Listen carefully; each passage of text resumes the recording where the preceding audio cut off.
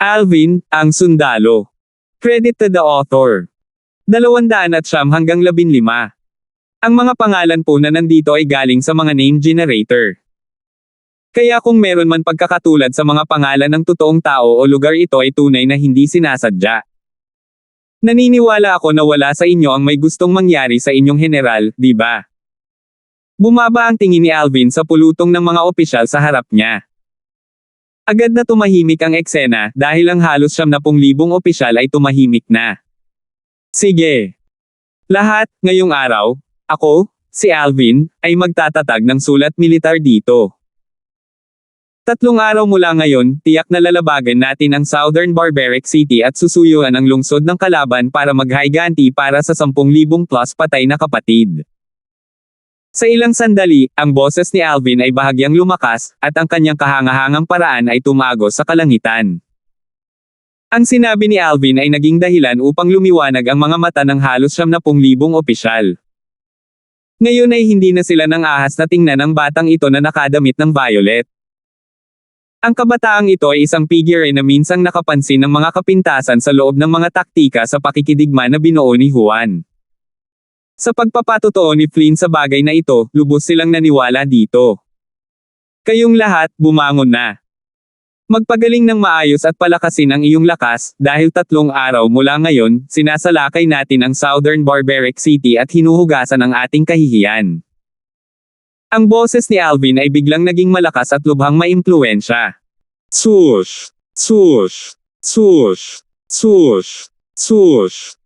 Agad na tumayo ang halos 70,000 border army officers na lumuhad sa lupa, at lahat sila ay nasa sabik.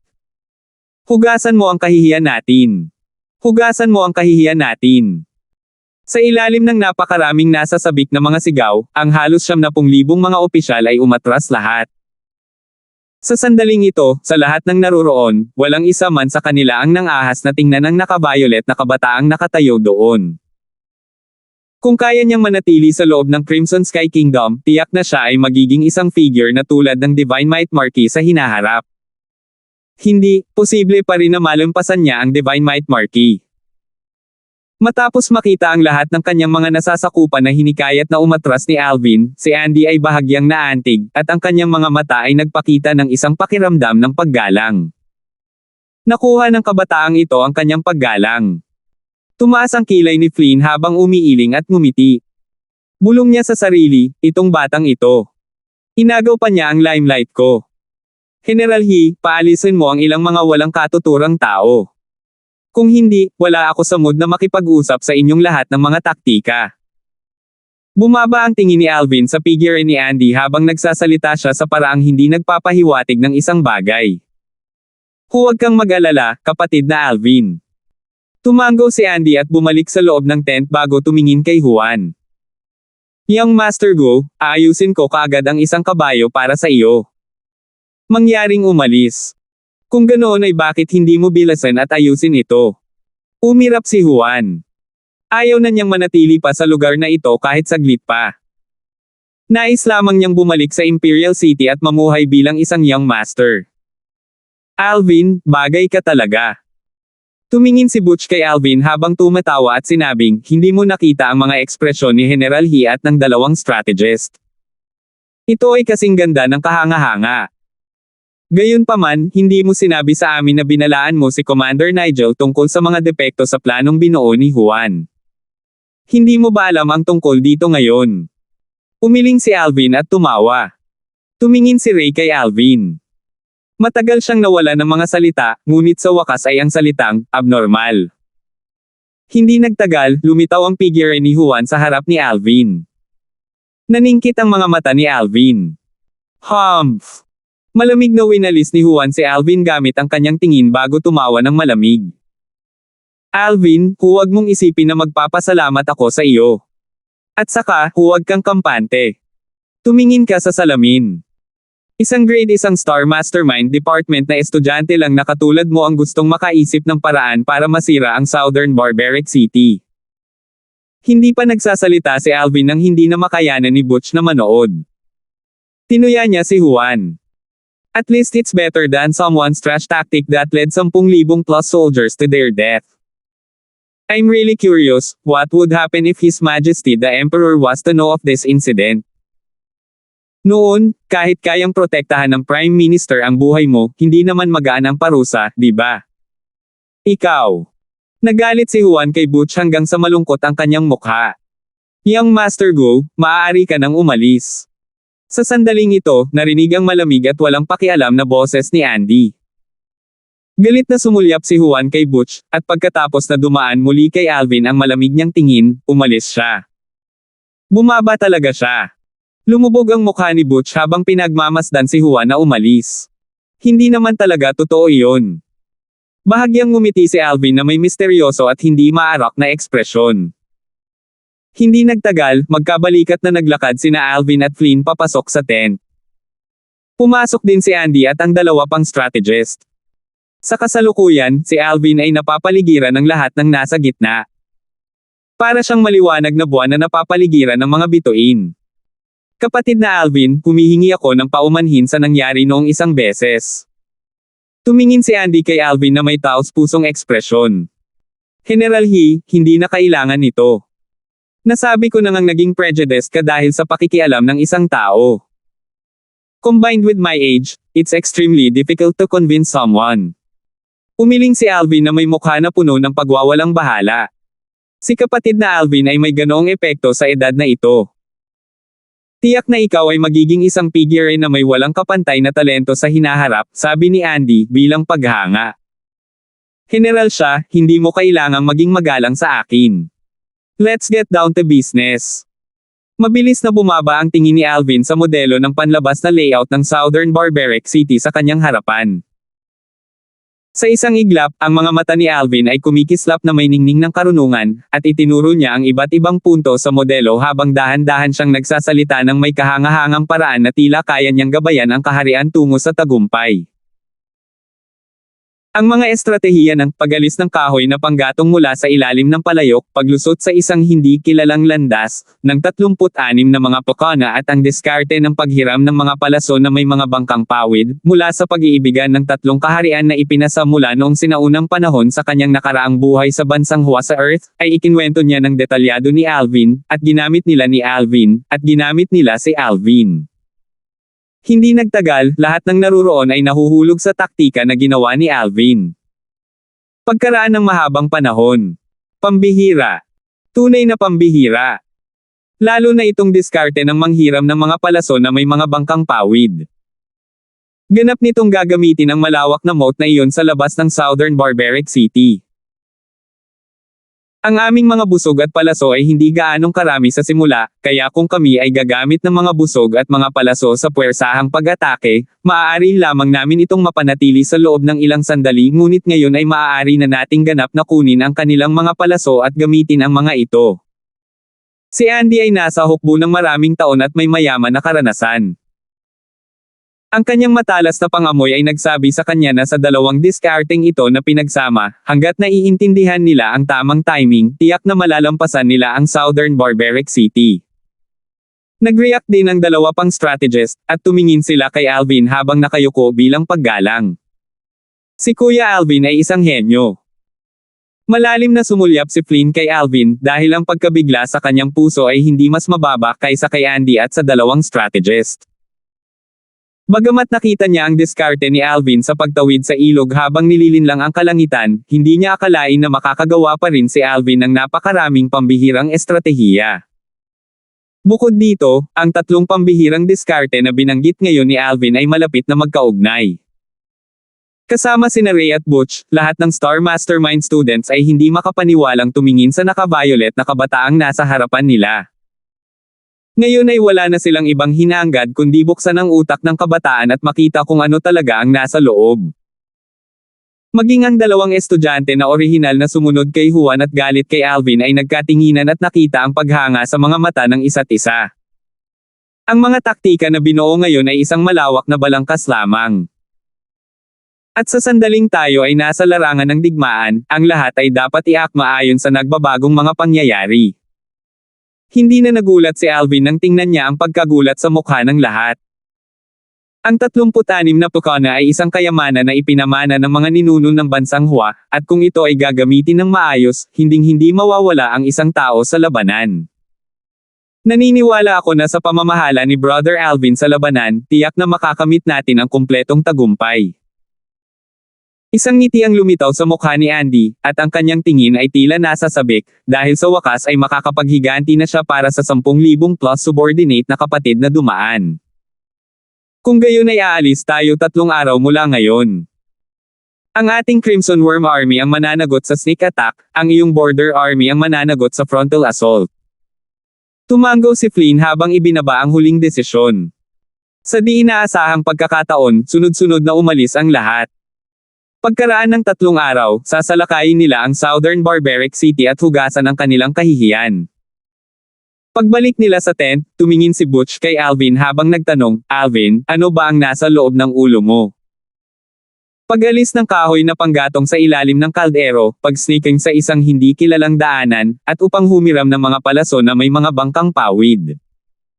Ang lahat ng mga discarding ito ay mga bagay na hindi ko pa narinig noon pa. Nagkibit balikat si Alvin. "Butch, paano mo inaasahan ang isasagot ko kapag ang dami mong itatanong? Tinatimad akong harapin ka. Natural na malalaman mo pagdating ng panahon." Ngumiti ng mapait si Butch. Si Ray, gayunpaman, tila alam na ito ang magiging resulta, kaya hindi siya nagsalita. Gayunpaman, ang titig na tiningnan niya kay Alvin ay sobrang komplikado. Marahil ang pakikipagkaibigan kay Alvin sa buhay na ito ay maituturing na kanyang pinakamalaking pakinabang at karangalan. Sa labas ng walang humpay na Streamland City, isang kabayo ang dumaan. Ang isang binata sa medyo nalulungkot na estado ay walang humpay na kumapit sa kabilugan ng kabayo gamit ang kanyang mga binti, at ang letigo ng kabayo sa kanyang kamay ay hindi tumigil habang walang tigil niyang hinihimok ang kabayo sa ibaba niya. Walang tigil ang pagtaas ng kanyang bilis. Pagkatapos niyang tumakbo palabas ng ilang milya, napansin ng binata na bumagal ang takbo ng kabayong nasa ilalim niya. At hindi nagtagal, ang kabayo ay direktang nahulog sa lupa at nagsimulang bumubula ang bibig bago nawala ang lahat ng mga palatandaan ng buhay. Malinaw, ito ay nalason hanggang sa mamatay. Namutla ang mukha ng binata, dahil malabo niyang nahalata na may kakaiba sa bagay na ito. Sa sandaling ito. Pumunta ka. Pumunta ka. 10 malalaking kabayo ang tumakbo at pinalibutan ang binata sa gitna sa loob ng isang kisap mata.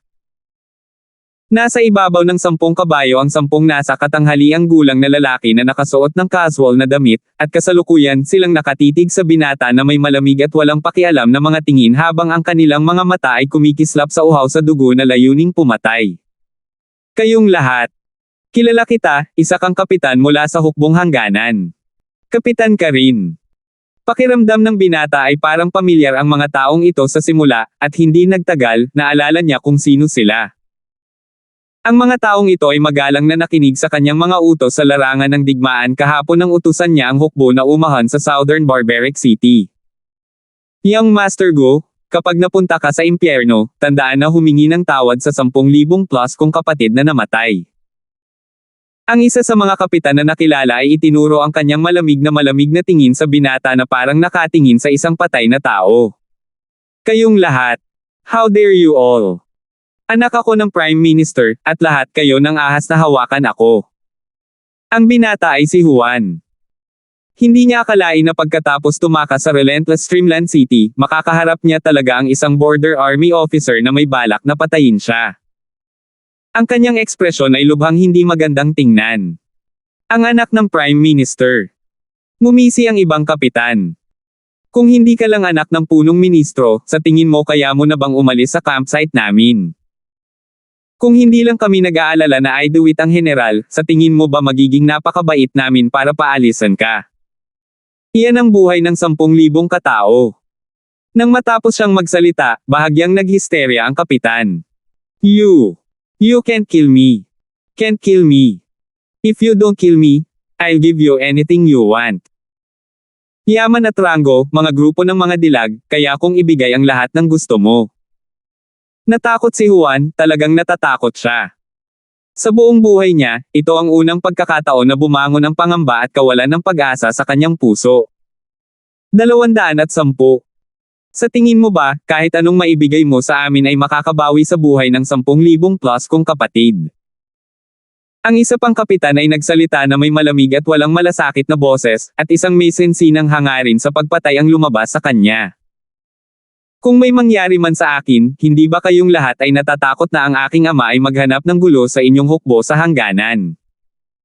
Nang makitang ang 10 kapitan ay ganap na hindi natinag, lumubog ang mukha ni Juan. Dahil hindi gumana ang kanyang malambot na paraan ng panghihikayat, sinubukan niya ang direktang paraan ng pagbabanta. Sandaling nagkatinginan ang lahat ng kapitan bago hindi napigil ang tumawa. Young Master Gu, alam ng lahat na pinayagan ka ng aming general na umalis, at umalis ka na sa Relentless Streamland City. Sa tingin mo ba kung mamamatay ka sa labas, ang insidenteng ito ay magdadala sa ating general? Iisipin lamang ng lahat na nakatagpo ka ng mga bandido sa iyong paglalakbay at nawala ang iyong buhay at pera. Kaya si Young Master Gu ay hindi kailangang mag-alala tungkol sa ating general. Sunod-sunod na kinukutya siya ng mga kapitan na naging dahilan upang ang ekspresyon ni Juan ay lalong naging hindi magandang tingnan habang lumilipas ang panahon. Alam niyang totoo ang sinabi ng mga taong ito, at ngayon ay pinagsisihan niya ito. Hindi siya dapat umalis sa camping ng hukbo sa hangganan. Kahit na siya ay maging lubos na walang kahihiyan, dapat pa rin niyang kinaladkad ang kanyang pananatili sa camping ng hukbo sa hangganan at hinintay ang Crimson Worm Army na bumalik kasama nila. At least, kaya niyang panatilihin ang kanyang buhay. Hindi. Huwag mo akong patayin. Ang mukha ni Juan ay namutla, at ang kanyang mga mata ay nagpakita ng matinding takot. Ngunit sa kasamaang palad, kahit na anong paghingi niya ng awa, hindi pa rin niya natatakasan ang kanyang sinapit na kamatayan sa ilalim ng kamay ng 10 sobrang galit na mga kapitan sa huli. Kahit na siya ay isang third level na Origin Core martial artist, bago ang 10 Border Army Captain na mabangis gaya ng mga tigre at lobo, napakahina pa rin niya para labanan sila. Hindi nakakagulat, si Juan ay pinatay at ang kanyang bangkay ay inilibing sa ilang, at maaaring hindi na ito matagpuan. Sa kalaliman ng gabi, sa isang hindi kapansin-pansing sulok ng border campsite ng Relentless Streamland City, bahagyang ngumiti si Alvin habang sinabi niya, mabilis talaga iyon sa kanila. Sa kasalukuyan, mayroong 2 tao na nakatayo sa harap ni na Alvin, Liam at Gover. Nabalitaan lang ni Alvin ang tungkol sa pagkamatay ni Juan mula kina Liam at Gover. Marahil kahit na ang 10 Border Army Captain ay hindi kailanman naisip na ang lahat ng kanilang ginawa ay nakita ni Liam at Gover. Humph! Walang awa ang pagkamatay ni Juan. Nang banggitin ni na Liam at Gover si Juan, sila ay labis na nagalit, dahil pareho silang mga general sa loob ng hukbo at sa gayon ay labis na galit sa usapin ng Juan na pinamunuan ang mahigit 10,000 mga opisyal ng hangganan ng hukbo sa kanilang pagkamatay. Enough, the matter's already passed. You two can wait to watch the show 3 days from now. Isang pakiramdam ng kumpiyansa ang lumitaw sa mukha ni Alvin. Makalipas ang 3 araw, muling nagpadala ng walang humpay na Streamland City ang kanilang hukbo upang tumungo sa Southern Champion Kingdom upang salakayin ang Southern Barbaric City. Sa loob ng hangganan ng hukbo, higit sa kalahati ng kanilang mga bilang ay inookupahan ng mga sundalong naglalakad. Kaya, ang pinagsamang hukbo ng Crimson Worm Army at ang hangganan ng hukbo, na bumuo ng isang malaking hukbo na 100,000, ay nangangailangan ng paggugol ng isang buong araw na halaga ng oras upang magtungo sa Southern Barbaric City. Pinaandar ni Alvin ang kanyang kabayo kasama sina Flynn at Andy habang tumatakbo sila sa harapan ng hukbo. Umalis sila ng madaling araw, at nang lumubog ang araw sa kanluran, dumating ang malaking hukbo na 100,000 sa labas ng Crosscut Mountain Range. Ang malayong Crosscut Mountain Range ay nakakuha ng atensyon ni Alvin. Ang Crosscut Mountain Range na ito ay tila pilit na binubuksan ng isang makapangyarihang figure na walang katulad na lakas. Brother Alvin, sa kabila nitong Crosscut Mountain Range ay Southern Barbaric City. Mamayang gabi, magpapahinga tayo sa kabilang side ng Crosscut Mountain Range, paalala ni Andy. Tumango si Alvin, at hindi umalis ang kanyang tingin sa Crosscut Mountain Range. Ano? Interesado si Brother Alvin sa Crosscut Mountain Range na ito. Nakangiting tanong ni Andy. Pakiramdam ko, parang hindi natural na nabuo ang bangin sa gitna ng bulubundukin. Bahagyang ngumiti si Alvin. Brother Alvin, mayroong isang alamat sa loob ng ating hilagang kanlurang hangganan. Sa alamat, isang mahabang panahon na ang nakalipas, may dalawang eksperto na bumaba dito, at nagsagawa sila ng isang mahusay na labanan na yumanig sa langit at lupa. Sa huli, isa sa mga eksperto ang tumama sa isang indayog lamang ng kanyang saber upang hatiin ang bulubunduking ito sa dalawa. At ang bangin sa gitna ng Crosscut Mountain Range, o sa madaling salita, ang landas na ito, ay tiyak na binuksan ng ekspertong iyon sa isang indayog ng kanyang saber, dahan daw ang sabi ni Andy. Tumango si Alvin. Ang alamat na ito sa lahat ng posibilidad ay totoo. At higit pa, ang lakas ng ekspertong iyon ay hindi mababa. Ilang taon na ang lumipas mula nang gawin ito ng ekspertong iyon. Marahil naging tumpok na ng dumi ang ekspertong iyon, sa loob-loob na sabi ni Alvin. Sa Cloud Continent, kahit na ang pag-iral na kasing kilabot ng isang martial emperor, bagamat nagtataglay ng napakahabang buhay, ay may katapusan pa rin. Matapos lumagpas sa bangin sa gitna ng bulubundukin, ang malaking hukbo ng 100,000 ay dumating sa kabilang panig ng Crosscut Mountain Range, at ngayon ay dahan-daang dumidilim ang kalangitan. Ang malaking hukbo ng 100,000 ay nagsimulang magtayo ng mga tolda ng paisa-isa sa lugar. Ang gabi ay bumaba sa mga lupain. Alvin, matulog ng maaga. Kailangan pa nating salakayin ang Southern Barbaric City bukas ng umaga, sabi ni Butch kay Alvin, bago bumalik sa tent at humiga para magpahinga. Sinundan din siya ni Ray sa tent. Pareho silang bahagyang inaabangan ang laban bukas. Si Alvin, gayunpaman, ay hindi nakaramdam ng antok. Ang kanilang tolda ay malapit sa gilid ng Crosscut Mountain Range, at sa kasalukuyan, ang tingin ni Alvin ay nakadirekta sa isang kalapit na malaking bato. Sa ibabaw ng malaking bato ay isang puddle ng likido. Ang likido ay vermilion red ang kulay, at ito ang purong kulay nito. Ito. Lumapit si Alvin bago hinawakan ang isang hibla ng likido at inilapit ito sa kanyang ilong para maamoy ito. Ito ay alak. Kaagad, napansin ni Alvin na ang amoy ng alak ay pumasok sa kanyang ilong at talagang naging sanhi ng pag-uga ng origin energy sa kanyang katawan. Hindi ito ordinaryong alak. Naghihigpit ang mga mag-aaral ni Alvin, at sinimulan niyang hanapin ang halaga ng mga alaala sa buhay ng Rebirth Martial Emperor para sa mga kaugnay na record. Sa loob ng Cloud Continent, ang mga alak na maaaring makaapekto sa origin enemy ay hindi masyadong marami, lalo na ang ganitong uri ng alak na lumitaw sa isang malayong kagubatan sa mga bundok. Sa huli, itinoon ni Alvin ang kanyang paningin sa isang uri ng alak. Alak ng unggoy. Ang monkey wine ay karaniwang ginagawa ng mabangis na hayop na stone monkey, at ito ay niluluto ng stone monkeys mula sa mga mahalagang materyales na kanilang natipon. Ito ay lubhang kapaki-pakinabang sa paglilinang ng sinumang martial artist sa ibaba ng void stage. Kahit na sa loob ng 2 buhay na naranasan ng Rebirth Martial Emperor, nakatagpo lamang siya ng stone monkeys sa 5 lugar, at nakuha niya ang ilang monkey wine sa kanilang lahat ng 5 beses. Bukod dito, sa oras na iyon ang kanyang cultivation ay nasa itaas na ng void stage, at kinuha lang niya ang monkey wine mula sa stone monkeys para tikman ito. Mukhang malaki ang posibilidad na mayroong stone monkey sa loob nitong Crosscut Mountain Range. Nagningning ang mga mata ni Alvin habang siya ay tahimik na kumikislap at naghahanap pasulong. Napansin niya ang ilang kalat na bakas ng monkey wine. Nahulaan niya na may mga stone monkey na pumunta dito para uminom ng monkey wine. Pagkaraan ng ilang sandali, dumating si Alvin sa paanan ng bundok sa gilid ng Crosscut Mountain Range. Sa kasalukuyan, si Alvin ay napakalayo mula sa lugar kung saan nakagarrison ang malaking hukbo na 100,000. Young Master. Tahimik na lumitaw ang 2 figures sa tabi ni Alvin, at medyo na-curious sila. Ano ang ginagawa ng Young Master dito ng gabing-gabi? Hindi kaya gusto niyang pumasok sa Crosscut Mountain Range. Liam, Gover, gaano mo alam ang lugar na ito? Tanong ni Alvin sa kanila. Saglit na nag-isip si Liam bago sinabing, Young Master, ayon sa aking pagkakaalam, sa loob ng Crosscut Mountain Range na ito, may mga grupo ng mga mababanges na hayop at ang bilang ng mga mabangis na hayop ay hindi mababa. Maaaring mayroong mga nascent soul stage na mabangis na hayop dito. Tulad ng inaasahan. Tumango si Alvin, at nagningning ang kanyang tingin. Mukhang hindi mali ang kanyang hula, at tiyak na napakaraming stone monkey sa loob ng Crosscut Mountain Range na ito, kahit na sa lawak na maaaring mayroong tropa ng mga unggoy. Hindi naman masama ang swerte ko. Isang ngiti ang lumitaw sa mga sulok ng bibig ni Alvin, dahil ang monkey wine ay lubhang kapaki-pakinabang sa kanya sa sandaling ito.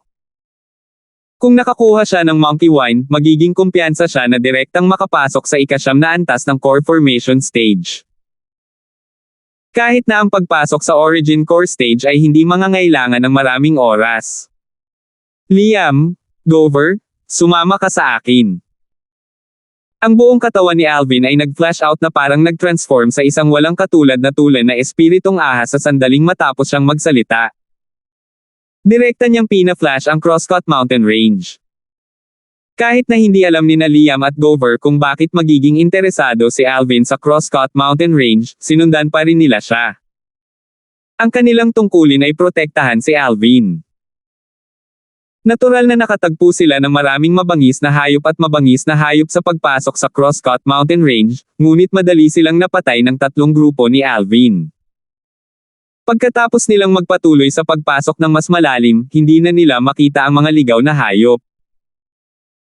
Lahat ng tumutusok sa kanila ay mga mabangis na hayop, at kahit na sa kasalukuyang lakas ni Alvin, nakaramdam pa rin siya ng pressure. Gayunpaman, sa presensya ni Liam at Gover, ang kanilang bilis sa pasulong ay hindi kailanman bumagal. Sa kalaunan, napansin ni Alvin ang mga bakas ng stone monkey sa loob ng isang maluwang na bangin. Ang stone monkey ay iba sa isang ordinaryong unggoy, dahil ang katawan nito ay napakaliit at ang bilis nito ay parang kidlat. Ang isang may sapat na gulang na stone monkey ay may lakas man lang sa origin core stage. At ang ilang mas malakas na stone monkey ay maihahambing pa sa nascent soul martial artists. Noong taong iyon, ang Rebirth Martial Emperor ay nakatagpo ng ilang tropa ng stone monkeys, at ang Monkey King sa loob ng 2 sa mga tropa na iyon ay mga eksistensya na pumasok sa Void Prying stage at nagbago na bilang Demon Beast. Hindi naman ako magiging kasawian, di ba? Sabi ni Alvin sa loob-loob. Sa kasalukuyan, si Alvin ay nakatago sa ibabaw ng isang malaking puno sa bakana ng bangin. Sumunod sina Liam at Gover sa tabi din ni Alvin. Samantala, napansin nilang dalawa ang kinaroroonan ng mga unggoy na bato at may mga nalilitong ekspresyon. Young Master, anong mga unggoy ito? Bakit pakiramdam ko ay mas maliit ang kanilang sukat kaysa sa mga ordinaryong unggoy? Mga unggoy na bato. Sabi ni Alvin. Ano? Stone monkeys. Nagsikip ang mga mag-aaral ni Liam at Gover nang marinig nila ang sinabi ni Alvin.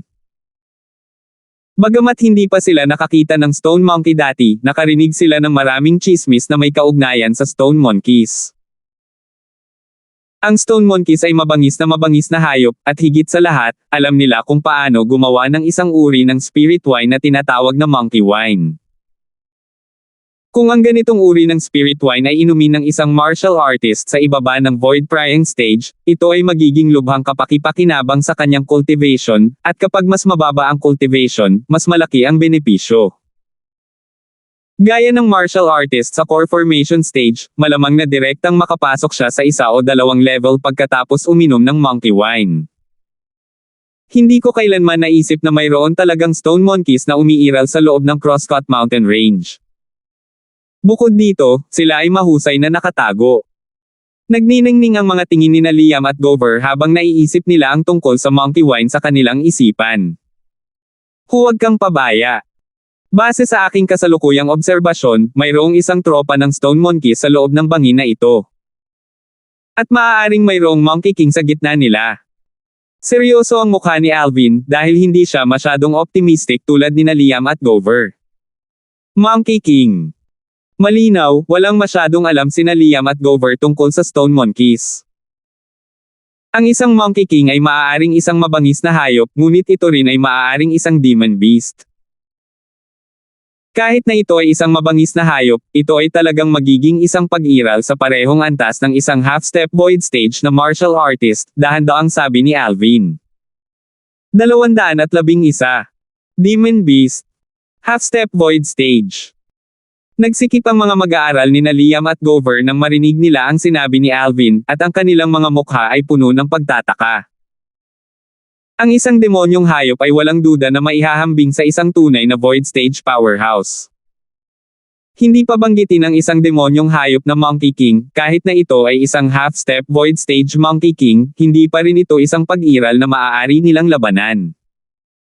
Young Master, tapos tayo na ngayon. Napatingin sina Liam at Gover kay Alvin at bahagyang nag-alinlangan. Bagamat masarap ang monkey wine, malayo ito sa pagiging kasing halaga ng kanilang buhay. Kikilos tayo ayon sa mga pangyayari. Dinala ni Alvin sina Liam at Gover habang maingat siyang gumagalaw ng walang ingay sa ibabaw ng mga puno, at lahat ng nasa bangin ay pumasok sa kanyang mga tanawin. Nakita niya na ang stone monkeys ay nakatayo sa paligid sa mga grupo ng 3 o 4. Young Master, monkey wine ba iyon? Tumingin si Alvin sa direksyon na itinuro ni Liam, at may maliit na lawa doon. Sa loob nito ay isang likido, at ang likidong ito ay lumitaw na pulang-pula ang kulay. Ang kulay nito ay eksaktong kapareho ng monkey wine sa mga alaala ng Rebirth Martial Emperor. Eksakto, monkey wine iyon. Tumango si Alvin. Mag-isip tayo ng paraan para magnakaw ng monkey wine ngayon. Tumango sina Liam at Gover, dahil sobrang interesado rin sila sa monkey wine. Paano ang tungkol dito? Inilabas ninyong dalawa ang nakapalibot na mga unggoy na bato. At sasamantalahin ko ang pagkakataon na kumuha ng ilang alak ng unggoy, paano ito? Tumingin si Alvin kina Liam at Gover, at napansing bahagyang nag-aalangan sila, at agad na tinutuya. Sa tingin ba ninyong dalawa ay magdudulot ako ng kapahamakan sa inyo? Ang pinakamalakas na unggoy na bato sa kanilang dalawa ay mas mababa sa inyong dalawa. Hanggat ilalayo ninyo silang dalawa sa unang posibleng sandali, makakaipon ako ng alak ng monkey. Young Master, naiintindihan mo ba ang kanilang lakas? Tumitig si Liam ng dilat ang mata. Puno ng pagtataka ang mukha niya dahil bigla niyang naramdaman na talagang kayang gawin ng Young Master na ito ang anumang bagay. Ang lakas ng Stone Monkey ay maaaring hatulan ayon sa kulay ng kanilang balahibo. Tingnan mo, ang 3 Stone Monkey na iyon ay may madilim na dilaw na kulay na balahibo, ibig sabihin, sila ay kabataan pa rin na Stone Monkey na may lakas sa Origin Core Stage at kabilang sa pinakabatang edad sa loob ng mga Stone Monkey na ito. Ang mga Stone Monkey na iyon na may dilaw na balahibo ay pawang mga matured na Stone Monkeys sa pinakamalakas sa kanila, at ang pinakamalakas na Stone Monkeys sa kanila ay ang pinakamalakas sa pinakamalakas na Stone Monkeys sa kanila, at ang pinakamalakas na Stone Monkeys sa kanila ay ang pinakamalakas sa pinakamalakas na Stone Monkeys. Stage. Para naman sa Stone Monkeys sa ikapitong antas ng Nascent Soul Stage o mas mataas, ang balahibo sa kanilang mga katawan ay mas malapit sa isang madilim na kulay ginto. Ngunit wala ni isa sa mga narito. Ang hula ko ay ang mga Stone Monkey na may mas mataas na lakas ay dapat nasa loob ng kuweba ng unggoy. Tumingin si Alvin sa Stone Monkey sa loob ng bangin habang nagsasalita siya ng may matinding pamilyar. Young Master, alam mo pa ba ito? Parehong nagulat sina Liam at Gover bago nagtanong, nasaan ang kuweba ng unggoy? Sa likod ng mga palumpong doon, nakikita mo ba? Itinuro ni Alvin ang malayong bahagi ng bangin, at may tiyak na kuweba na nababalot ng mga palumpong doon. Hindi mapapansin ng isa kung hindi titingnang mabuti. Nagkatinginan sina Liam at Gover at huminga ng malalim habang sinabi kay Alvin, Young Master, pagkatapos ay aalis na tayo. Go! Tandaan mo, huwag mo silang saktan kahit anong mangyari, or else hindi maiisip ang kahihinatnan. Tumango si Alvin, ngunit bahagyang nabalisa siya sa kanyang puso. Take a chance. Sana walang Monkey King dito. Kahit may Monkey King, sana hindi demonyong halimaw. Kung demonyong halimaw yon, kahit nakaipon ako ng monkey wine, hindi ako makakatakas. Ang kayamanan ay hinahanap mula sa panganib. Nagsasamantala ngayon si Alvin. Ang Rebirth Martial Emperor ay nakatagpo ng mga tropa ng Stone Monkey sa maraming pagkakataon at 2 beses lang nakatagpo ng demonyong hayop na Monkey King. Hindi siya naniniwala na napakabuti ng kanyang swerte. Whoosh! Whoosh! Gumawa ng ingay sina Liam at Gover bilang pagkilala bago sumikat ang kanilang mga figure at humarap sa tropa ng Stone Monkeys, na ikinaalarma ng lahat ng Stone Monkey sa loob ng bangin. Ang mga grupo ng Stone Monkeys ay halatang hindi inakala na may lalabas na tao dito, at natigilan sila saglit bago sumugod kina Liam at Dover. Kahit na ang ilang Stone Monkey na nakabantay sa tabi ng pool na naglalaman ng monkey wine ay hinabol na ngayon sina Liam at Dover. Ngayon na. Nang makitang hinabol ng grupo ng Stone Monkey sa loob ng bangin sina Liam at Dover, nagningning ang mga mata ni Alvin. Spirit Serpent Movement Technique. Sumabog ang buong lakas ni Alvin, at 21 sinaunang mammoth na silhouette ang namuo sa itaas niya. Sa oras na iyon, noong hindi pa siya nakapasok sa ika-8 antas ng core formation stage, si Alvin ay nagtataglay lamang ng lakas ng 19 na sinaunang mammoth. Kalahating buwan na ang nakalipas, nakapasok na siya sa ika-8 antas ng core formation stage, at bilang karagdagan doon, inubos niya ang Dragon Blood Pill para makumplito ang tempering ng kanyang fleshly body, kaya nakakakuha ng dagdag na lakas ng 2 sinaunang mammoth. Ang kanyang kasalukuyang lakas ay nalampasan pa ng bahagya ang isang martial artist sa unang antas ng Origin Core stage. Nang makita ang pond na naglalaman ng monkey wine na palapit ng palapit, nagningning ang mga mata ni Alvin. Kasalukuyan, ang kaldero ay lumitaw sa kanyang kamay, dahil ito ang tanging lalagyan sa kanyang pag-aari. Bang! Bumaba ang figure ni Alvin sa lupa, at ang locus yung kanyang pinagbabaan ay nasa tabi mismo ng lawa. Gayunpaman, nang si Alvin ay handa nang gamitin ang kaldero upang ipunan ang monkey wine, isang kahangahangang bugzo ng malakas na hangin ang tumama sa kanya at kaagad na dumating sa kanyang likuran. Nanlamig ang katawan ni Alvin. I can't be so misfortunate, right? Ang nagniningning na gininto ang figure na sumilay sa kanyang harapan kanina ay nagdulot ng mga bakas ng lamig na hindi namamalayang lumitaw sa puso ni Alvin. Nang lumingon si Alvin at tumingin sa maliwanag na liwanag ng buwan, ngayon lang niya napansin na lumitaw sa kanyang mga mata ang isang stone monkey na ang buong katawan ay natatakpan ng gininto ang balahibo. Ang stone monkey na ito ay maraming beses na mas malaki kaysa sa isang ordinaryong stone monkey at mas maikli lang ng bahagya kaysa kay Alvin. Sa kasalukuyan, ang mga gininto ang mata nito ay nakatitig kay Alvin at nagpapakita ng mga bakas ng puot. Demonyo! Demon Beast Monkey King. Bahagyang naninigas ang katawan ni Alvin dahil hindi niya akalain na siya ay magiging kasawiang palad na makatagpo ng isang demonyong hayop na Monkey King sa unang pagkakataon na makatagpo niya ang Stone Monkeys. Ang isang demonyong hayop na Monkey King ay isang pag-iral sa Void Priang stage. Bukod pa rito, nalaman ni Alvin mula sa mga katangian nitong Monkey King na nauna sa kanya na ang Monkey King na ito ay hindi isang pag-iral na kamakailan lamang ay naging isang demonyong hayop. Ang lakas nito ay hindi bababa sa ika-4 na antas ng Void Priang stage o mas mataas. Whoosh! Whoosh! Whoosh! Whoosh! Whoosh! Bukod dito, sa sandaling ito, isa pang grupo ng Stone Monkeys ang lumipad palabas ng Monkey Cave at pinalibutan si Alvin sa gitna. Sa mga Stone Monkey na ito, medyo may mga buhay na may dark gold-colored fur, at lahat ng Stone Monkey na ito ay nabubuhay sa ika-7 antas ng Nascent Soul Stage o mas mataas. Ang mga sulok ng bibig ni Alvin ay kumulat sa bakas ng mapait na ngiti. Hindi mo talaga kayang makipagsapalaran sa ilang bagay. Habang pinalilibutan ng grupo ng Stone Monkey si Alvin, mabangis nilang inilabas ang kanilang mga pangil at itinaas ang kanilang mga kuko. Tila ba ang Monkey King ay kailangan lamang na magbigay ng utos at sila ay susugod kay Alvin at pira-piraso. Huminga ng malalim si Alvin at kinalma ang sarili, dahil napagtanto niya na kung gusto niyang maranasan ito, maaari lang niyang hikayatin ang Monkey King na nasa harapan niya. Bilang isang demonyong hayop ang nagmamay-ari ng damdamin ng tao at naiintindihan niya ang pananalita ng tao. Respected Monkey King, wala akong masamang intensyon. Tiningnan ni Alvin ang gold-furred Monkey King na nakatitig sa kanya at sinubukang makipag-usap dito. Umuungol. Ang gold-furred Monkey King ay umungal sa mahinang boses at itinuro ang maliit na pond ng monkey wine na nasa tabi ni Alvin. Mukhang galit na tinutuligsan niya si Alvin bilang isang magnanakaw. Ito, Monkey King. Gusto ko lang humingi ng alak na maiinom at walang masamang intensyon. Wala akong nasaktan sa mga nasasakupan mo. Nag-isip ng plano si Alvin habang ipinaliwanag niya ang kanyang sarili.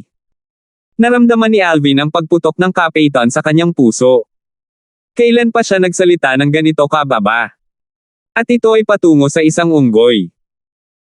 Gayunpaman, kapag ang isa ay nasa ilalim ng bubong ng iba, ang isa ay walang pagpipilian kundi ang ibaba ang kanyang ulo. Kung gusto niyang mabuhay, kailangan niyang makipag-usap ng malalim sa Monkey King na ito at makuha ang kapatawaran nito. Roar roar! Ang Monkey King ay umungal ng 2 beses, at ang nagyayelong malamig na mga mata nito ay bahagyang lumuwag habang nakaturo ito sa labas ng bangin. You're asking me to leave? Nagningning ang mga mata ni Alvin dahil hindi niya inaasahan na ganoon kadaling kausap ang Monkey King. Napagtanto na nakatakas siya sa panganib, hindi napigilan ni Alvin na abutin ang pagkakataon. Itinuro niya ang maliit na pond sa gilid habang nagtatanong sa Monkey King, "Iyan. Maaari mo ba akong bigyan ng kaunting monkey wine?" Ungol Dagandong. Sa hindi inaasahang pagkakataon, ang Monkey King, na sa simula ay naging medyo maamo, ay agad na pinandilatan ng mata si Alvin gamit ang mga gintong mata nito, at ang katawan nito ay napuno ng matinding pagpatay. Sige. Aalis na ako. Nagmamadaling iwinagayway ni Alvin ang kanyang kamay at iniligpit ang kaldero. Sa ilalim ng escort ng grupo ng Stone Monkeys, hakbang-hakbang siyang naglakad patungo sa labas ng bangin. Sinabi ni Alvin sa loob-loob, sa hinaharap, "Kapag ang lakas ng Young Master na ito ay nalampasan kayong lahat, babalik ako para turuan kayong lahat ng leksyon." Nang dumating si Alvin sa labasan ng bangin. Roar! Isang malungkot at matinis na dagandong ng isang stone monkey ang umalangaw-ngaw. Hindi maganda. Namutla ang mukha ni Alvin, at ang unang pumasok sa isip niya ay, hindi kaya nakinig sa akin sina Liam at Gover at nasugatan ang mga stone monkey na iyon. Kung totoo nga, kung gayon sina Liam at Gover ay talagang magdadala ng kapahamakan sa kanya sa pagkakataong ito. Nang biglang namutla ang mukha ni Alvin, ang Monkey King ay nagpakawala ng galit na galit, at ang grupo ng mga Stone Monkey ay muling pinalibutan si Alvin, pinilit siyang bumalik sa bangin. Mapait na ngumiti si Alvin, at ang kanyang puso ay napuno ng kaba. Inaasahan lang niya na hindi si Liam o Gover ang gumawa ng isang bagay para gawin ang mga Stone Monkey na iyon. Whoosh! Sa sandaling ito, pumasok sa bangin ang isang stone monkey na ang balahibo ay nasa pagitan ng dark gold at doble ang laki ng karaniwang stone monkey. Ang mga kuko ng stone monkey na ito ay tumutulo ng pulang-pulang dugo, at sa likod nito ay may dalang stone monkey na ang balahibo ay madilim na ginto ang kulay. Ang stone monkey na ito ay nagsinungaling sa katawan ng unang batong unggoy na nakalaylay ang mga braso, at ang mga kuko nito ay kumikislap na may napakaitim na ningning, na halatang nahawahan ng nakakalason na lason. Half-step void stage. Tumingin si Alvin sa stone monkey na nagdala ng isa pang poison stone monkey, at ang kanyang mga pupil ay nagsikip at isang mapait na ngiti ang lumitaw sa kanyang mukha. Ang tropa ng stone monkeys na ito ay tila mas nakakatakot kaysa sa inaakala niya. Bukod sa pagkakaroon ng demonyong hayop na Great Monkey King, mayroon pa ring half-step void stage Second Monkey King. Woo! Ibinaba ng Second Monkey King ang Poison Stone Monkey bago kumislap palabas ng bangin. Nang muli itong pumasok sa bangin, may bitbit itong napakalaking itim na sawa sa balikat nito. Patay na ang napakalaking sawa. Sa katawan ng napakalaking sawa ay maraming kagat at bakas ng kuko. Ang napakalaking sawa na ito ay marahil ang mga samsam sa digmaan ng ikalawang Monkey King. Napaisip si Alvin. Mabilis na nakilala ni Alvin ang napakalaking python na ito pagkatapos niyang i-flash ang mga alaala ng Rebirth Martial Emperor. Isa itong Black Cloud Python. Sa pagtingin sa mga marka sa katawan ng Black Cloud Python na ito, tinansya ni Alvin na ang lakas nito ay dapat nasa ika-9 na antas ng Nascent Soul Stage. Halos mahulaan niya ang mga detalye ng bagay. Ang Black Cloud Python na ito ay dapat na nasugatan ng Nalason na Stone Monkey, at ang lason na nahawahan ng Stone Monkey ay tiyak na lason ng Black Cloud Python. Pagkatapos noon, namatay ang Black Cloud Python sa kamay ng Second Monkey King. Ang lason ng Black Cloud Python. Nagningning ang tingin ni Alvin, habang tila nag-iisip siya ng isang masayang bagay. Sa kasalukuyan, napag-alaman ni Alvin na ang Nalasan na Stone Monkey ay hindi pa namatay at nahawaan lamang ng lason mula sa pagkagat. Siyempre, kung ang lason ay hindi naalis sa oras, ang Stone Monkey na ito ay hindi tatagal ng 1 oras. Woo! Sa sandaling iyon, isang grupo ng mga Stone Monkey ang sumugod at pinunit ang bangkay ng Black Cloud Python na iyon. Dahil sa madugong eksena, naramdaman ni Alvin na manhid ang kanyang anit. 212. Naunawaan ni Alvin na ang grupong ito ng Stone Monkeys ay naghihiganti para sa kanilang mga kamag-anak. Ang bangkay ng Black Cloud Python ay mabilis na ginutay-gutay sa napakaliit na piraso na ang isang buo na piraso ay wala kahit saan. Beast Core. Hindi nagtagal, nakita ni Alvin ang Beast Core ng Black Cloud Python. Ang ikalawang Monkey King ay direktang humawak sa Beast Core bago ito ipasok sa bibig nito at nilamon ito, at ang pares ng dark gold na mga mata nito ay nagpakita ng kabangisan. Bukod dito, pagkatapos na punitin ng grupong iyon ng Stone Monkeys ang bangkay ng Black Cloud Python, ang kanilang mga pulang mata ay muling tumingin kay Alvin, at ang layunin ng pagpatay sa kanilang mga mata ay walang indikasyon ng pagwawala. Tumawa ng mapait si Alvin. Ang mga Stone Monkey na ito ay hindi direktang susugod sa akin at pira-piraso, tama ba? Whoosh! Whoosh! Whoosh! Whoosh! Whoosh! At sa sandaling ito, ang grupo ng Stone Monkeys na kinalayo ni Liam at Gover ay bumalik. Tumingin sila sa Great Monkey King at umiling-iling ang kanilang maliliit na ulo habang iniuunat nila ang kanilang mga kuko ng unggoy upang kumpas habang paminsan-minsan ay nakaturo kay Alvin.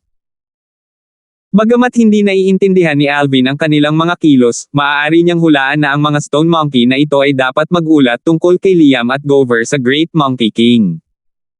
Gaya ng inaasahan. Roar Dagendong, ang dakilang hari ng unggoy ay tumingin kay Alvin, at ang dagendong nito ay naglalaman ng galit sa loob na tila sinasabi na si Alvin ay nagsinungaling dito. Monkey King, huwag kang mag-abala. Wala rin namang masamang intensyon ang dalawang kaibigan ko. Dahil hindi sila naabutan ng mga nasasakupan mo, ibig sabihin ay mas mababa ang lakas nila sa dalawa kong kaibigan. Kung magdadala tayo ng masamang intensyon, tiyak na sinalakay nila ang mga nasasakupan mo. Iniabot ni Alvin ang kanyang kamay upang gumawa ng mga kilos habang sinasabi niya ito sa Great Monkey King. Roar roar! Nang mapansin ni Alvin ang mood ng Great Monkey King na huminahon at nakahinga ng maluwag, ang ikalawang Monkey King ay biglang tumalon palabas, at ang madilim na gintong mga mata nito ay nagpakita ng malamig na lamig habang nakatitig kay Alvin. Kasunod nito, sumenyas ito sa Great Monkey King. Tumango ang Great Monkey King, pagkatapos ay bahagyang nanlamig ang tingin nito kay Alvin. Hindi maganda.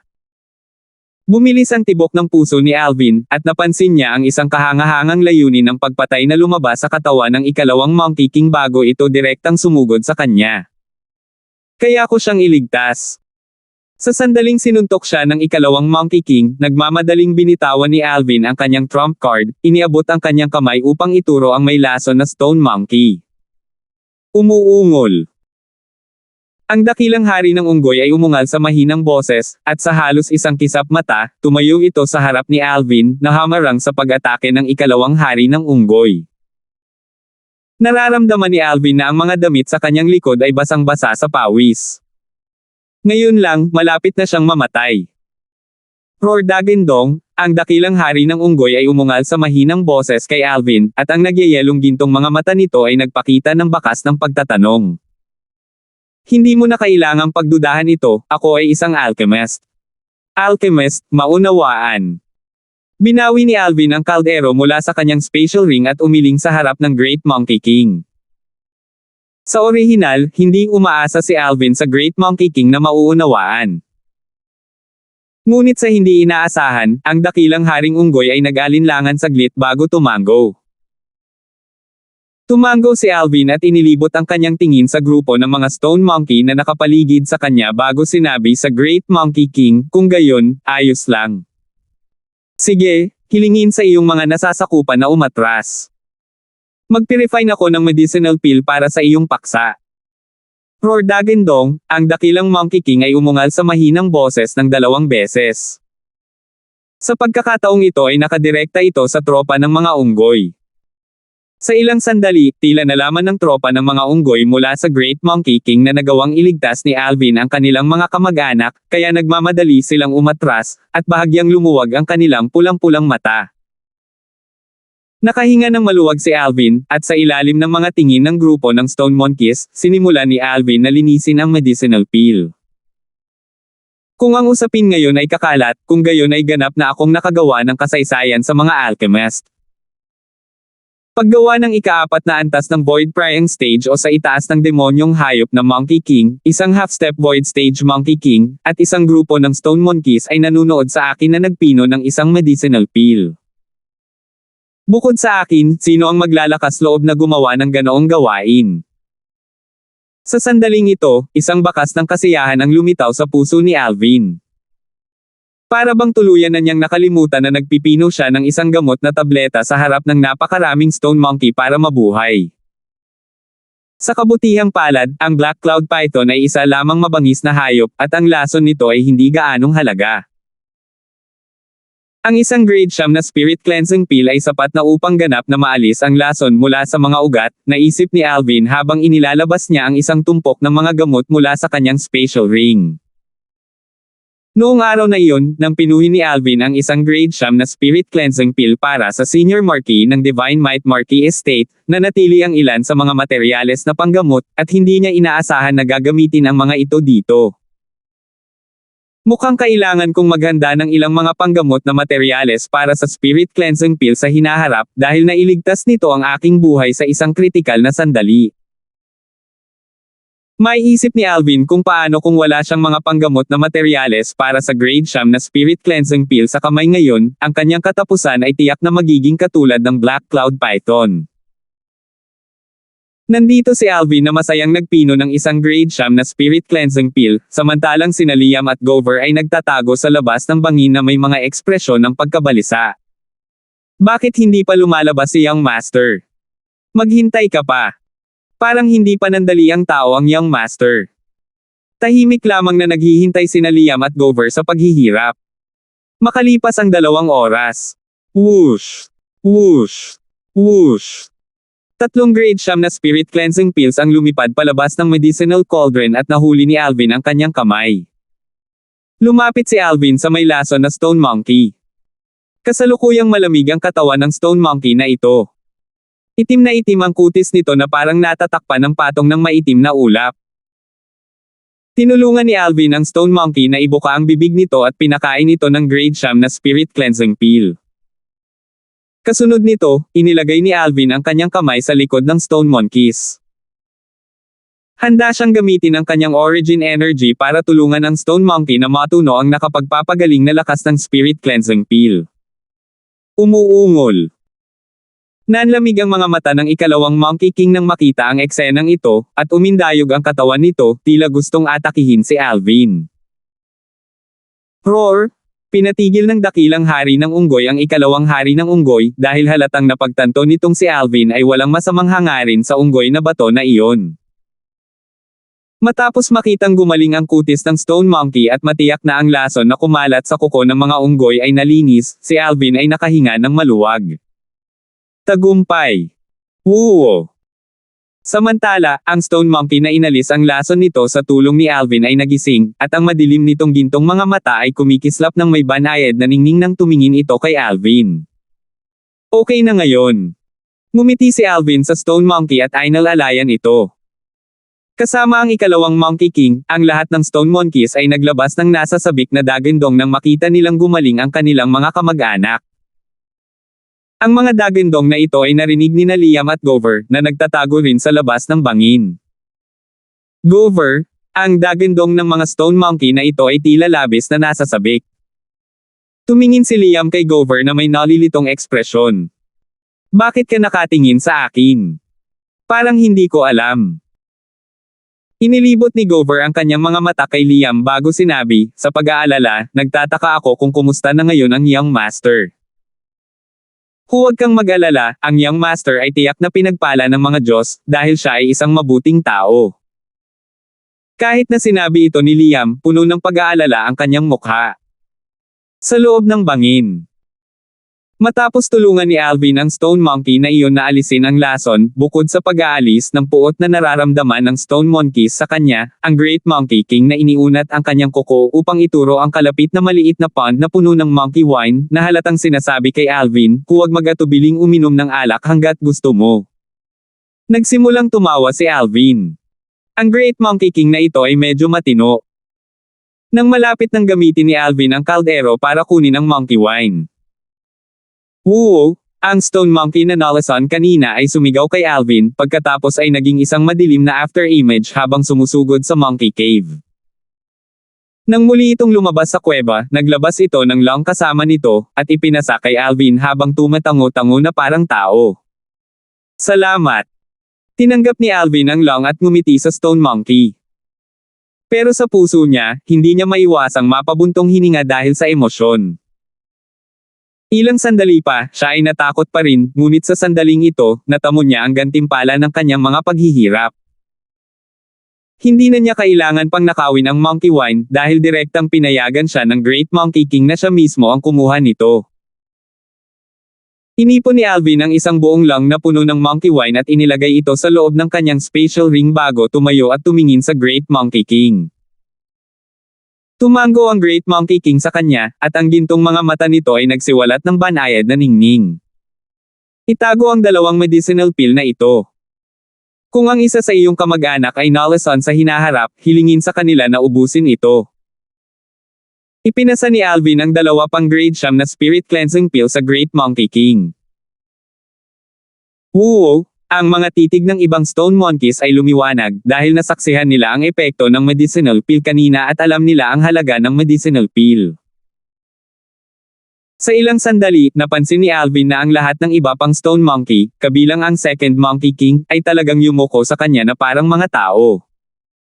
Nagdulot ito sa kanya ng saglit na nabigla sa hindi inaasahang pabor. Bigla niyang naramdaman na ang mga Stone Monkey na ito ay medyo cute. Matapos matanggap ng Great Monkey King ang dalawang grade 9 na spirit cleansing pills mula kay Alvin, talagang yumuko rin ito kay Alvin, na naging dahilan upang pansamantalang maging kampante si Alvin. Isa itong demonyong hayop sa ika-4 na antas ng Void Prying Stage o mas mataas. Sa kasalukuyang relasyon ko sa tropa ng Stone Monkeys, kung magkakaroon ako ng kaaway sa hinaharap, magagawa ko bang akitin siya dito at hilingin sa Monkey King na tulungan akong patayin siya? Naisip ni Alvin sa kanyang puso. Ngunit alam niya na isa lamang itong ligaw na hiling, dahil imposibleng maakit niya ang isang tao sa malayong distansya sa Crosscut Mountain Range na ito. Salamat sa monkey wine mo. Aalis na ako. Bibisitahin ko kayong lahat kung may pagkakataon ako sa hinaharap. Sa ilalim ng mga titig ng lahat ng Stone Monkey, ikinaway ni Alvin ang kanyang kamay sa kanila bago lumabas ng bangin. Nang maglalakad na sana siya palabas ng bangin. Roar! Biglang umungal ang Great Monkey King sa mahinang boses. Namutla ang mukha ni Alvin. Itong dakilang haring unggoy ay hindi sana nagsisisi at gustong suklian ang kabaitan ng walang pasasalamat, tama ba? Gayunpaman, masunurin pa ring pinigilan ni Alvin ang kanyang mga yapak, at ang kanyang anit ay bahagyang namamanhid habang siya ay lumingon upang tingnan ang Great Monkey King. Ngayon lang niya napansin na hindi galit ang Great Monkey King. Sa halip, tumango ito sa kanya bago tumingin sa Second Monkey King at iwinagayway ang kanyang matutulis na kuko. Parang nakikipag-usap ito sa Second Monkey King. Anong gusto niyang gawin? Tanong ni Alvin sa kanyang puso. Sa sandaling ito, nakita ni Alvin ang ikalawang Monkey King na tumango, pagkatapos ay diretso itong sumilip sa Monkey Cave. Hindi nagtagal, lumabas muli ang ikalawang Monkey King.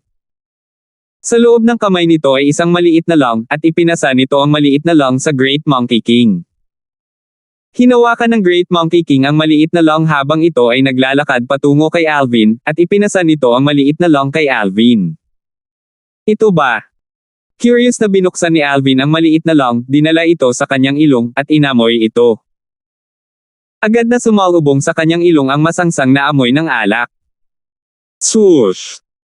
Ang origin energy sa loob ng katawan ni Alvin ay biglang nagsimulang yumangay, dahilan upang maramdaman ni Alvin ang kanyang buong katawan na nasusunog.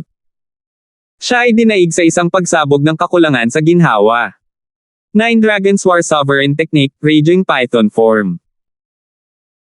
Nang walang anumang pag-aalinlangan, direktang ipinalibot ni Alvin ang kanyang cultivation technique, na naging sanhi ng origin energy sa loob ng kanyang katawan na sundan ang mga pathway ng Raging Python Form habang ito ay umiikot sa loob ng kanyang katawan. Bang! Sa isang kisap mata, napansin ni Alvin sa pagkamangha na ang kanyang origin energy ay talagang direktang lumaki at bumagsak sa bottleneck, direktang tumuntong sa ika-9 na antas ng core formation stage. Ito. Napatulala si Alvin. Kahit na uminom siya ng monkey wine, imposible pa rin para sa kanya na direktang makapasok sa ika-9 na antas ng core formation stage sa isang kisap mata. Mangangailangan man lang ng ilang araw para matuno ang epekto ng alak. Pero ngayon, anong meron sa maliit na lang na ito? 213. Si Alvin ay nalilito, lubos na nalilito. Anong alak ang nasa maliit na lang? Ibinaba ni Alvin ang kanyang ulo upang tingnan ang loob ng maliit na lang. Kitang-kita niya na ang alak sa loob ng maliit na lang ay hindi vermilion red ang kulay tulad ng monkey wine. Sa halip, ito ay pulang-pula na parang dugo. Agad na nag-flash sa isip ni Alvin ang mga alaala ng Rebirth Martial Emperor. Hindi kaya ito ang Monkey King wine ng mga alamat? Ang tibok ng puso ni Alvin ay biglang bumilis, at ang kanyang dibdib ay tumaas at bumagsak na parang bubuyog. Ang Monkey King wine ay nagtataglay ng parehong epekto bilang isang void advancement pill. Ito ay isang kinakailangan para sa isang half-step void stage Monkey King na makalusot upang maging isang demonyong hayop. Gayunpaman, ang void advancement pill ay may mga side effect, samantalang itong Monkey King wine ay wala. Bukod sa pagkakaroon ng mga epekto ng Void Advancement Pill, ang Monkey King wine ay nakapagpataas din ng cultivation. Kaya, ang mga epekto nito ay higit na nalampasan ng Monkey wine. Nako! Ang swerte ko hindi pwedeng ganito kaganda, di ba? Hindi napigilan ni Alvin ang sarili na lumunok ng laway. Pagkatapos ng lahat, kahit na ang Rebirth Martial Emperor, na nakaranas ng 2 buhay at nakatagpo ng maraming tropa ng Stone Monkeys, ay hindi kailanman nagkaroon ng kapalaran na makaharap ang Monkey King wine.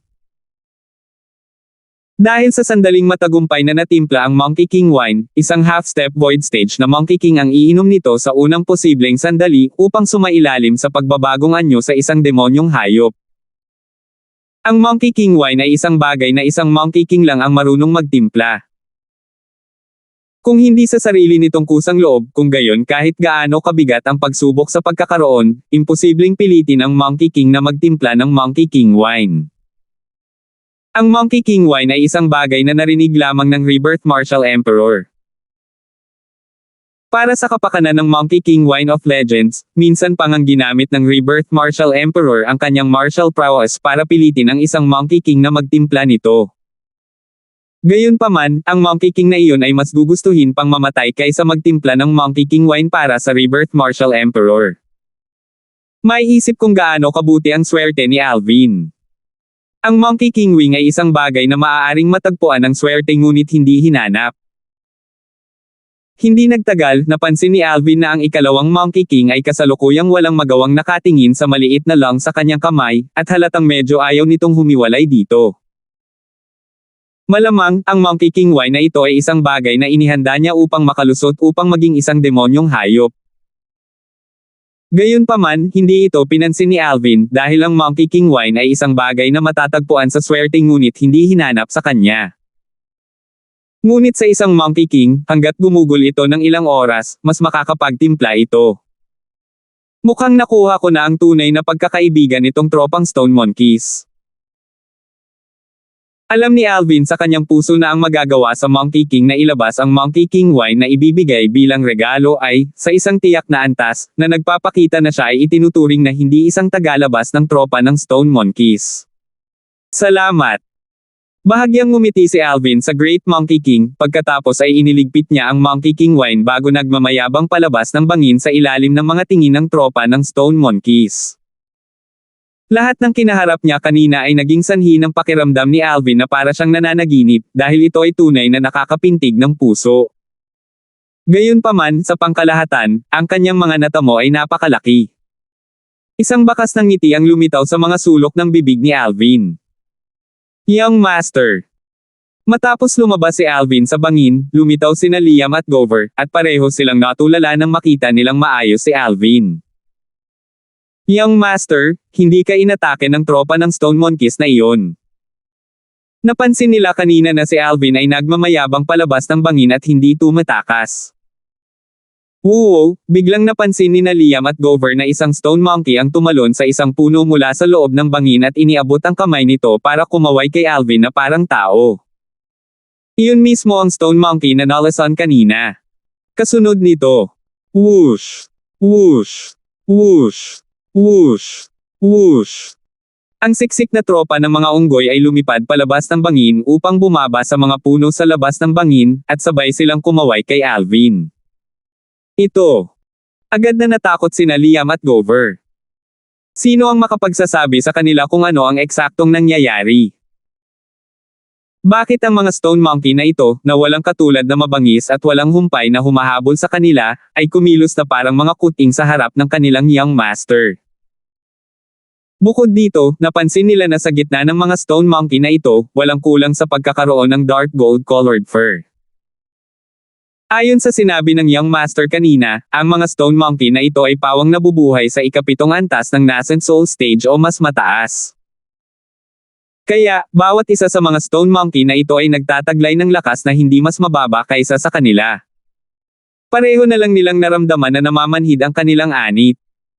Nang hindi nagtagal, nagsikip ang kanilang mga mag-aaral, dahil nakita nilang lumabas ang dalawang higanteng unggoy na bato. Ang isa sa kanila ay isang buong 1.7 metro o higit pa ang taas, at ang isa ay halos 1 metro ang taas.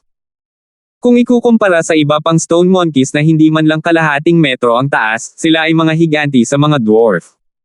Sila. Hindi naman pwedeng Monkey Kings, diba? Ang puso ni Liam at Gover ay bumigat nang biglang lumitaw ang kaisipang ito sa kanilang isipan. Napansin din nila na kapag ang ibang mga Stone Monkey ay humarap sa dalawang Stone Monkey na ito, ang kanilang mga matalas na mata ay halatang naglalaman ng isang pakiramdam ng paggalang na pinaghalo sa loob. Ito ay isang pagpipitagan na nagmula sa kaibuturan ng kanilang mga puso, isang paggalang na nagmumula sa kanilang mga kaluluwa. Mahusay na haring unggoy, ikalawang haring unggoy, at lahat kayong maliliit na unggoy na bato, magkikita tayong muli kung papayagan ng tadhana. Bahagyang nagulat si Alvin nang makita niya ang buong tropa ng Stone Monkeys at maging ang dalawang Monkey King na lumabas. Kinawayan niya ang kamay para magpaalam sa kanila. Ang Great Monkey King at ang Second Monkey King ay tumango kay Alvin na parang mga tao. Tara na. Tinawagan ni Alvin sina Liam at Gover bago diretsyong bumaba sa Crosscut Mountain Range at sa mga tolda. Si Liam at Gover ay parang nagising mula sa isang panaginip habang nagmamadali silang sumunod kay Alvin. Paminsan-minsan ay hindi nila mapigilan ang kanilang sarili na lumingon, ngunit napansin nila na pagkaalis ni Alvin, ang tropa ng Stone Monkeys ay sunod-sunod na bumalik sa bangin. Young Master, sila. Ikaw. Mariing napalunok si Liam ng laway. Napakaraming tanong sa puso niya. Hindi naman masama ang swerte ko. Nalasan ang isa sa mga unggoy na bato, at nagkataon na natanggal ko ang lason. Pagkatapos noon, kinuha nila ako bilang isa sa kanila. May mga lalagyan ba kayong dalawa, tulad ng mga bote, sa inyo? Tanong niya kina Liam at Gover habang nagsasalita tungkol sa nangyari.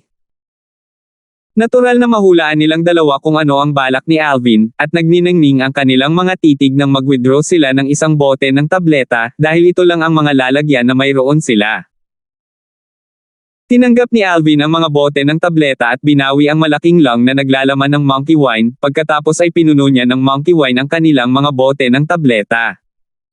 Ito ang monkey wine. Huminga ng malalim sina Liam at Gover at matako na naamoy ang halimuyak ng monkey wine. Oo, ito ay monkey wine. Gayunpaman, ang pagtaas ng pagtatanim sa inyong dalawa ay hindi dapat masyadong halata, dahil kayong dalawa ay ikapitong antas ng nascent soul na martial artists. Tumango si Alvin. Tungkol naman sa Monkey King wine, hindi ito inalis ni Alvin, at hindi rin niya ito binanggit. Bagamat sina Liam at Gover ay maaaring ituring na kanyang sariling mga tao, aalis sila sa kanyang tabi maaga o huli. Bukod dito, ang Monkey King wine ay limitado, at mayroon lamang sapat na upang ibahagi sa kanyang mga mahal sa buhay. Hindi lang iyon, ngunit kung malantad ang Monkey King wine, tiyak na makakaharap niya ang pandarambong ng isang grupo ng half-step void stage powerhouses. Walang problema, gusto lang namin magtikim. At makita kung ano ang kakaiba sa Monkey Wine of Legends. Umiling si Liam at ngumiti. Tumango rin si Gover dahil halatang pareho ang iniisip niya kay Liam. Naalala ni Liam ang eksena kanina at hindi niya napigilan ang sarili na magtanong, tama, young master, iyong dalawang higanteng stone monkey kanina, tinawag mo silang Great Monkey King at Second Monkey King. Eksakto, ang stone monkey na iyon na may taas na 1 metro at may balahibo na may kulay sa pagitan ng dark gold at gold ay mismong ang Second Monkey King. Ang ikalawang Monkey King ay isang hakbang na lang mula sa pagpasok sa Void Prying Stage, at ang lakas nito ay maihahambing sa isang half-step Void Stage powerhouse. Tumango si Alvin. Half-step Void Stage. Huminga ng malamig na hangin sina Liam at Gover. Ang ikalawang Monkey King na ito ay higit pa sa sapat para madaling patayin sila. Young Master, ang isa pa. Biglang bumilis ang tibok ng puso ni Liam at Gover, habang malabo nilang hinuhulaan sa kanilang mga puso ngunit hindi sila nang ahas na kumpirmahin ito. Ang Stone Monkey na may gintong balahibo at mas maikli lang ng bahagya sa akin ay ang Great Monkey King. Ang Great Monkey King na ito ay isang demonyong hayop na Monkey King, isang pag-iral na maihahambing sa Void Prying Stage. Base sa aking pagtatansya, ang lakas nito ay hindi bababa sa ika-4 na antas ng Void Prying Stage o mas mataas. Nagpatuloy si Alvin. Demon Beast Monkey King. Lakas sa ika-4 na antas ng Void Prying Stage o mas mataas. Si Gover at Liam ay muling natakot, bumalik lamang sa kanilang katinoan pagkaraan ng ilang oras. Naramdaman na lang nila na namamanhid ang kanilang mga anit. Kanina, nakipagtulungan sila sa Young Master para magnakaw ng Monkey Wine sa mata ng grupong ito ng Stone Monkeys. Napansin nilang basang-basa sa pawis ang kanilang mga damit. Umiling si Alvin at bumaantong hininga nang makita niya na sina Liam at Gover ay may matagal na takot sa kanilang mga puso. Kahit na hindi ko naisip na ang tropa ng Stone Monkeys sa loob ng Crosscut Mountain Range na ito ay magiging sobrang kakilakilabot. Noon ay iniisip ko pa rin na kung mayroon lamang half-step Void Stage Monkey King, maaari pa rin tayong umatras ng ligtas pagkatapos na nakawin ang Monkey Wine. Ngunit sino ang nakakaalam na mayroong talagang demonyong hayop na Monkey King sa gitna nila? Hindi ko pa napigilan ang monkey. Nanginginig sa takot si Alvin nang maalala niya ang eksena noon. Masasabing maganda ang swerte natin sa pagkakataong ito dahil, Young Master, natulungan mo ang kanilang mga kamag-anak na alisin ang lason nito. Kung hindi, hindi maiisip ang kahihinatnan. Sina Liam at Gover ay may bahagyang takot din sa kanilang mga puso. Gayunpaman, maaari na nating ituring na nakuha na natin ang ating ninanais. Niyugyug ni Alvin ang malaking lang sa kanyang kamay habang bahagya siyang ngumiti. Nagsimula ring tumawa sina Liam at Gover. Tama, huwag mong ipagkalat ang bagay na may Stone Monkeys dito. Biglang naging seryoso si Alvin habang binabalaan niya sina Liam at Gover. Kahit na ang tropa ng Stone Monkeys ay hindi natatakot sa mga tao ng Crimson Sky Kingdom na abalahin sila, umaasa pa rin si Alvin na walang sumire sa kanilang mapayapang buhay. Sa isang tiyak na antas, inaprubahan niya ang tropa ng Stone Monkeys at kinuha ang tropa ng Stone Monkeys bilang kanyang mga kaibigan. Huwag kang mag-alala, Young Master. Nagmamadaling tumango sina Liam at Gover. Hindi nagtagal, bumalik si Alvin sa paanan ng bundok, at sa oras na ito, muling nagtago sina Liam at Gover. Humigop si Alvin ng isang subo ng Monkey Wine bago bumalik sa tent. Pagkabalik sa tent, nilunok niya ang Monkey Wine na hawak niya sa loob ng bibig niya. Kaagad, naramdaman na lamang ni Alvin ang isang nakakatakot na puwersa na walang tigil na sumisira sa loob ng mga ugat sa kanyang katawan, sa kanyang laman, kalamnan, at buto. Sa kabutihang palad, ang katigasan at katatagan ng kanyang katawang laman ay higit pa sa ordinaryong tao. Kung hindi, tiyak na sisubog siya dahil sa lakas ng loob. Kahit noon pa man, naramdaman pa rin ni Alvin ang matinding pananakit ng kanyang buong katawan. Ilang sandali, pawisan si Alvin na parang umuulan.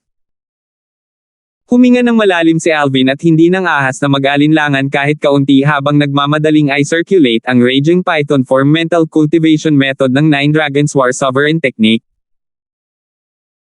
Salamat sa pagsusumikap ni Alvin, nagsimula ang puwersa na binago ng Monkey Wine kasunod ng paraan ng mental cultivation ng Raging Python form na umikot sa loob ng kanyang katawan. At ang kanyang cultivation na katatapos pa lamang ay pumasok sa ika-9 na antas ng core formation stage ay umunlad sa napakabilis na bilis. Sa huli, ang kanyang paglilinang ay natigil sa huling layer ng bottleneck. Kahit noon pa man, higit sa kalahati ng puwersa mula sa Monkey Wine ay nanatili sa loob ng katawan ni Alvin.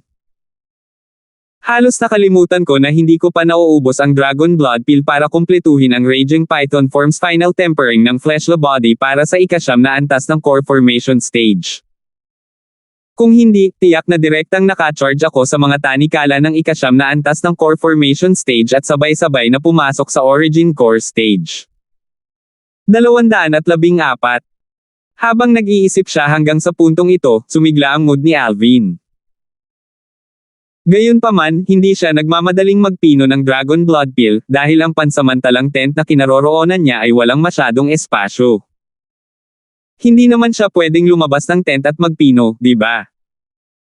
Umiling si Alvin, pinakalma ang kanyang kalooban bago nakatulog ng mahimbing. Ang kalangitan ay magiging maliwanag sa loob ng ilang oras, at sa oras na iyon, ang malaking hukbo ng 100,000 ay direktang susugod sa Southern Barbaric City. Bilang strategist ng labanang ito, kailangan ni Alvin na gumaling at mag-imbak ng enerhiya. Hindi pa man lubusang nagliwanag ang langit nang ang malaking hukbo na 100,000 ay umalis na sa isang mabigat na hanay. Sina Alvin, Flynn, at Andy ay nagpatakbo ng kanilang mga kabayo sa pinakaunahan, at hindi nagtagal, dumating sila sa tabi ng moat sa labas ng Southern Barbaric City. Sa utos ni Alvin, ibinaba ng malaking hukbo ng 100,000 ang mga panakot at mga bahagi ng bolsa ng kawayan na dinala nila sa lupa. Nagkaroon ng hugis ang mga balsang kawayan, at ang tumpok ng mga panakot ay hinayla sa kalahati ng mga balsang kawayan. Sa loob ng umaambon, ang malaking hukbo ng 100,000 ay sumunod sa kahabaan ng moat habang sila ay naglunsad ng isang sorpresang pag-atake. Bitawan mo ang mga arrow. Kasunod ng utos ni Alvin, binawi ng mga sundalo ang kanilang mabibigat na busog. Hindi mabilang na mga arrow ang sumipol para patayin ang grupo ng mga sundalong bantay ng Southern Barbaric City sa ibabaw ng mga pader ng lungsod bago sila makapag-react. Samantala, tumaas ang mga beacon ng apoy mula sa lahat ng direksyon sa loob ng Southern Barbaric City, at sinimulan nila ang kanilang counter-attack. Ang malaking hukbo ng Crimson Sky Kingdom na 100,000 ay nagpatuloy sa pagsulong. Gayunpaman, bago ang malaking hukbo ng 100,000, mayroong isang siksik na dami ng mga bangkang damo na nagbubukas ng daan para sa kanila. Sa loob ng ambon ng umaga, ang mga sundalo sa ibabaw ng mga pader ng Southern Barbaric City ay malabong tila ilang silhouette, kaya hindi mabilang na mga arrow ang sumipol para bumaba sa mga panakot. Ang malaking hukbo ng Crimson Sky Kingdom na 100,000 ay ligtas at maayos. Himala. Kasama sina Andy at Flynn, lahat ng mga estudyante ng Star Mastermind Department ay hindi napigil ang mapabuntong hininga. Ito ang eksaktong diskarte ng manghiram ng mga palaso na may mga bangkang pawid. Nang talagang nakita nila ang eksenang ito ay napagtanto nila kung gaano kakilakilabot ang kabataang nakasuot ng violet na nakatayo sa tabi nila. Ang pagpuksa sa isang malakas na kaaway na parang wala lang. Whoosh! Whoosh! Whoosh! Whoosh! Whoosh! Nang maisip ng nagtatanggol na tropa ng Southern Barbaric City na ang hukbo ng Crimson Sky Kingdom na 100,000 ay wala ng mga arrow, isa pang alon ng mga arrow ang sumipol, na pinatay ang mga sundalo ng Southern Barbaric City na nasa pader. Paano ito naging posible? Paano kaya sila nagkaroon ng napakaraming palaso? Hindi ito totoo. Sa paglipas ng panahon, ang mga nagtatanggol na tropa ng Southern Barbaric City ay lubos na nalito, kahit na walang sino man ang nangahas na lumabas mula sa pader ng lungsod. Tagumpay. Tuwang-tuwa si Andy. Commander Nigel, mangyaring pamunuan ang Crimson Worm Army upang samantalahin ang kaguluhan at lumabas sa campsite ng kalaban. Tungkol sa amin, makikipagtulungan kami sa iyo at kikilos ng may koordinasyon mula sa loob at labas, at bibigyan sila ng pag-atake mula sa harap at likuran. Tumingin si Alvin kay Flynn at bahagya siyang tumango. Sa presensya ng mga tagalabas, hindi niya tinawag na Kuya Flynn si Flynn Nigel. Okay. After this battle ends, we'll drink to our hearts' content. Tawa ng tawa si Flynn habang pinamunuan niya ang kanyang Crimson Worm Army na tumalon sa ibabaw ng pader at pumasok sa Southern Barbaric City habang ang mga nagtatanggol na tropa ng Southern Barbaric City ay walang pag-iingat sa lugar. Palusot sa hindi kilalang daanan. At pagkatapos ay isang pag-alis ng panggatong mula sa ilalim ng palayok. Ito ang eksaktong taktika ni Alvin sa pag-interlink ng tatlong estratehiya. Samantala, nakatago pa rin ang halos 70,000 opisyal ng Border Army at ang grupo ng mga estudyante ng Paladin Academy sa likod ng mga grass boat. Sila ay lingid sa loob ng ambon ng umaga. Hanggat mayroong isang taong sumubok palabas ng pader ng Southern Barbaric City, sila ay direktang babarilan at papatayin. At tiyak na dahil sa kadahilanang ito na ang Crimson Worm Army ay madaling nakalusot sa Southern Barbaric City. Haha! Ako, si Andy, ay nasa hukbo ng napakaraming taon, ngunit ito pa rin ang unang pagkakataon na nakipaglaban ako sa gayong kasiyasyang labanan. Si Andy ay may nasasabik na ekspresyon habang nakatingin kay Alvin, at ang kanyang mga mata ay nagpakita ng matinding pagpipitagan. General He, huwag kang masyadong ma-excite. Hintayin natin na marating natin ang Southern Barbaric City. Hindi pa pahuhuli para ma-excite. Bahagyang ngumiti si Alvin ay walang pakialam na ekspresyon.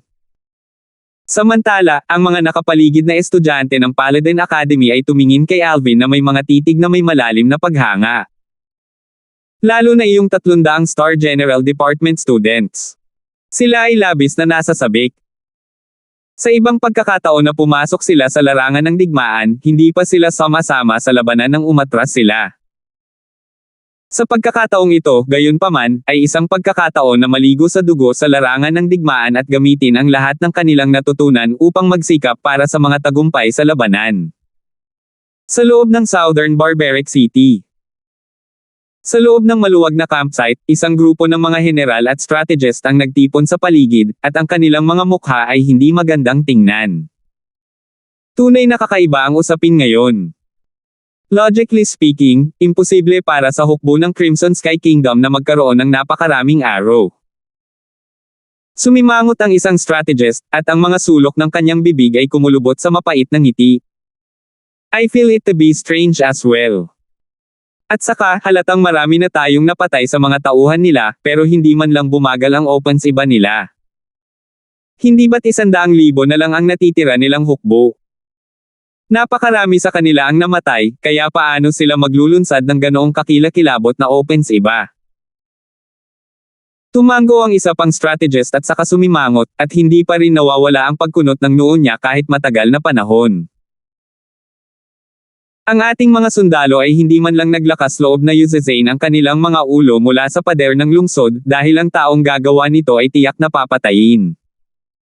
Malamang na hindi magtatagal bago lumapit ang hukbo ng Crimson Sky Kingdom sa mga pader ng ating lungsod.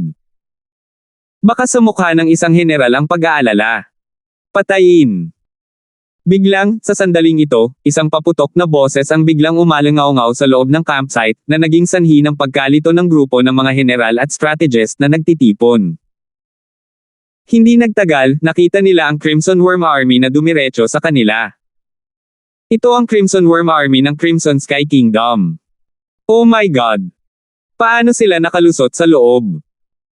Isa-isang, ang mga general at strategist ay mabilis na binalot ng Crimson Worm Army. Whoosh! Bang! Isang paputok ang sumipol mula sa loob ng Southern Barbaric City at sumabog sa hangin. Kill your way in. Biglang utos ng malakas na boses ni Alvin. Patayin! Patayin! Patayin! Ang hukbo sa hangganan na nababalot ng galit sa napakaraming araw ay agad na naglunsad ng pag-atake sa lungsod, at saglit, ang kanilang mga sigaw sa labanan ay yumanig sa kalangitan at ang kanilang kahangahangang lakas ay tumagos sa kalangitan. Sa pagharap sa hukbo ng Southern Champion Kingdom na palihim na inatake ng Crimson Worm Army hanggang sa sila ay nataranta, ang hukbo ng hangganan ay madaling binuksan ang gate ng lungsod at direktang sinugod ang lungsod, naglunsad ng isang panig na pagpatay. Ang Crimson Worm Army at ang Border Army ay nag-coordinate ng mga pag-atake mula sa loob at labas at ginawang malinis na wally scene ang mga sundalo ng Southern Champion Kingdom na ang moral ay lubhang bumaba. Sa isang buong araw, ang kalahati ng Southern Barbaric City ay umagos ng mga ilog ng dugo.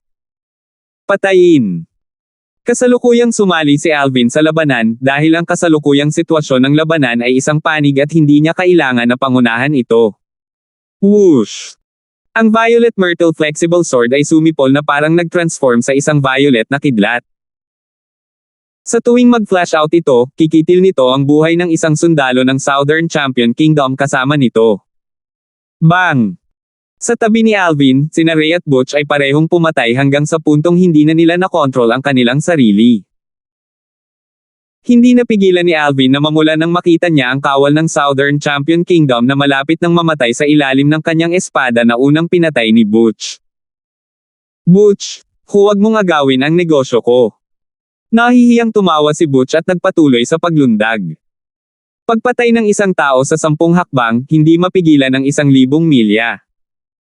Lumakas ang mood ni Alvin, at naramdaman na lang niyang kumulo ang dugo sa buong katawan niya.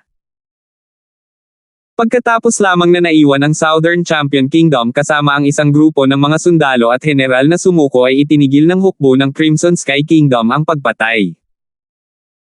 Sa kasalukuyan, may bangkay o dugo sa ilalim ng mga paa ni Alvin, at ang damit ng lahat ay basang-basa sa dugo. Tagumpay! Tagumpay!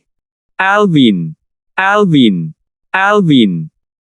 Ang kahangahangang paraan ng hukbo ng Crimson Sky Kingdom ay tumago sa kalangitan, at kasalukuyang galit na galit nilang sinisigaw ang pangalan ni Alvin. Dahil alam nila na kung wala silang Alvin ngayon, imposibleng maghiganti sila para sa mga kapatid na namatay ilang araw na ang nakakaraan. Kung hindi dahil kay Alvin, hindi nila magagawang labagin ang Southern Barbaric City at makaramdam ng kadakilaan sa katuparan. Ang Southern Barbaric City ay katulad ng Relentless Streamland City. Kalahati ng lungsod ay isang campsite, at ang kalahati ay isang lugar kung saan nagtitipon ang mga batis ng mga tao. Gayunpaman, ang paglabag sa isang lungsod at pagnanakaw sa lugar nang hindi sinasaktan ang mga karaniwang tao, ito ay halos ang lihim na kasunduan sa pagitan ng iba't ibang kaharian. Kaya, kahit na ang mga karaniwang tao sa hilagang kalahati ng Southern Barbaric City ay nagluluksa, hindi nila naisip na makaramdam ng takot. Talo! Talo tayo! Paano ito naging posible? Ilang araw na ang nakalipas, ang hukbo ng Crimson Sky Kingdom na may 110,000 ay napatay sa isang pag-atres ng ating hukbo ng Southern Champion Kingdoms, at nawala sila ng mahigit 10,000 katao. Ngayon, ang Crimson Sky Kingdom ay may pinakamaraming hukbo na 100,000. Paano nila nasira ang linya ng ating Southern City? Narinig ko ang isang strategist na may hindi maunahang karunungan na lumitaw sa hukbo ng Crimson Sky Kingdom, at sa walang katulad na taktika, nalabag niya ang Southern Barbaric City nang walang nasawi. Walang kahit isang casualty. Imposible naman yun, di ba? Oo, paanong walang mamatay sa labanan? Totoo. Nabalitaan ko na 100 o higit pang mga sundalo ng Crimson Sky Kingdom ang nasugatan, at wala ni isang nasawi. Sa loob ng ilang panahon, ang strategist ng Crimson Sky Kingdom na nagtataglay ng walang kapantay na karunungan ay naging sentro ng talakayan sa mga karaniwang tao ng Southern Barbaric City. Noong gabing iyon, binalot ng tagay ang langit at lupa sa loob ng Southern Barbaric City. Halos hindi tumigil ang mga tagay. Ito ay tiyak na ang malaking hukbo ng Crimson Sky Kingdom na 100,000 ang nagdiriwang. Kuya Alvin, toast ako sa iyo. Itinaas ni Andy ang kanyang mangkok ng alak na namumula ang mukha. Nasa hukbo na siya at sumabak sa labanan sa loob ng napakaraming taon, ngunit ito ang unang pagkakataon na nakakuha siya ng ganoong tagumpay. Nakuha ang Southern Barbaric City, na naging isang pagkapatas kasama ang walang humpay na maunlad na lungsod sa loob ng napakaraming taon, nang walang nawawalang isang sundalo. Alam niyang tiyak na mananatili sa kasaysayan ang kanyang pangalan, at siya ay sisikat at maaalala magpakailanman. Siyempre, alam din niya na ang mga kabataang nauna sa kanya ay hindi lamang magiging tanyag sa loob ng Crimson Sky Kingdom mula ngayon, ang kanyang pangalan ay kakalat pa sa buong Southern Champion Kingdom. Sa hinaharap, hanggat narinig nila ang pangalan ng kabataang ito, malamang natatakas ang hukbo ng Southern Champion Kingdom sa sandaling makuha nila ito. General siya. Itinaas din ni Alvin ang kanyang mangkok ng alak at pinagtagpo ang kanilang mga mangkok bago inumin ang lahat ng ito ng sabay-sabay. Halika, uminom. Tuwang-tuwa rin si Flynn. Sa kasalukuyan, kahit na ang matandang lalaki na nakatayo sa likod ni Flynn ay may titig na kumikislap sa pakiramdam ng pambihirang kariktan nang tumingin siya kay Alvin. Ang kabataang ito ay halos gumawa ng kasaysayan sa Crimson Sky Kingdom. Kahit na ang Senior Marquis ng Divine Might Marquis Estate ay hindi kailanman nakakuha ng ganoong nakakatakot na tagumpay sa labanan. Nilipol ang buong malaking hukbo ng Southern Barbaric City na may 100,000 nang hindi nawawala ang isang sundalo. Ito ay lubos na lumalaban sa langit. Alvin, ikaw ang ipinagmamalaki ng aming Paladin Academy. Sa di kalayuan, tumayo ang isang estudyante ng Star General Department na mas mataas ang baitang habang nakatingin kay Alvin, at ininom niya ang lahat ng alak sa loob ng kanyang mangkok ng sabay-sabay. Exactly, ikaw ang pride ng Paladin Academy natin. Saglit, kasama sina Butch at Ray, lahat ng iba pang estudyante ng Paladin Academy ay tumayo at nag-toast kay Alvin. Ang paglabag sa Southern Barbaric City ng Southern Champion Kingdom ay isang napakatalino at magandang serbisyo. Maaari nilang isipin na kapag bumalik sila sa oras na ito, sila ay gagantimpalaan ng mga titulo ng Maharlika, at ito ay lubhang makakaapekto sa kanilang mga kinabukasan. Bukod dito, naunawaan nila na ang lahat ng ito ay isang bagay na ibinigay sa kanila ni Alvin. Salamat, Young Master Alvin, sa pagtulong sa aming mga kapatid na makaganti. Sa sandaling ito, ang halos 70,000 mga opisyal ng hangganan ng hukbo ay tumayo lahat. Itinaas nila ang kanilang mga mangkok ng alak at magalang na yumuko kay Alvin. Nagsalita sila sa mga tinig na puno ng pasasalamat at paggalang. 215. Toast. Si Alvin ay naimpluwensyahan din ng atmosfera, at tumayo siya na may kabayanihan na espiritu na maaaring tumagos sa kalangitan habang iniinom niya ang alak ng sabay-sabay. Sa kanyang nakaraang buhay, ipinanganak siya sa hukbo, kaya hindi nagtagal, nakipaghalo siya sa 100,000 opisyal na naruroon at uminom hanggang sa malalim na gabi bago tuluyang nagpahinga. Sa madaling araw kinabukasan, umalis sila sa Southern Barbaric City at tumungo sa direksyon ng Crimson Sky Kingdom. Ito ay tiyak na ang Crimson Worm Army. Sa kasalukuyan, ang Southern Barbaric City ay nakuha na, at ang mga sumusunod na bagay ay bagay na kailangang harapin ng hukbo sa hangganan. Bilang reinforcement troops, natapos na ang kanilang assignment, kaya ngayon ay oras na para bumalik sa Imperial City. Ang kabalyerya ng Crimson Worm Army na may 10,000 dagdag na mga opisyal ay gumugol lamang ng ilang oras sa pagtawid sa Crosscut Mountain Range at makarating sa walang humpay na maunlad na lungsod ng Crimson Sky Kingdom. Ang mga residente ng Relentless Streamland City ay nakatayo sa labas ng lungsod at pinagmamasdan ang Crimson Worm Army na pumunta sa malayo na may labis na nasasabik na mga ekspresyon. Mayroong isang grupo ng mga hukbong kabalyero sa hangganan na nagdala ng balita ng Southern Barbaric City na nakuhanan ng malalim na gabi kahapon, na naging sanhi ng pagkasabik ng marami sa mga residente ng Relentless Streamland City hanggang sa puntong hindi sila makatulog sa buong gabi. Ang Crimson Worm Army ay muling ganap na nagpahayag ng kanilang hindi magagapi na lakas.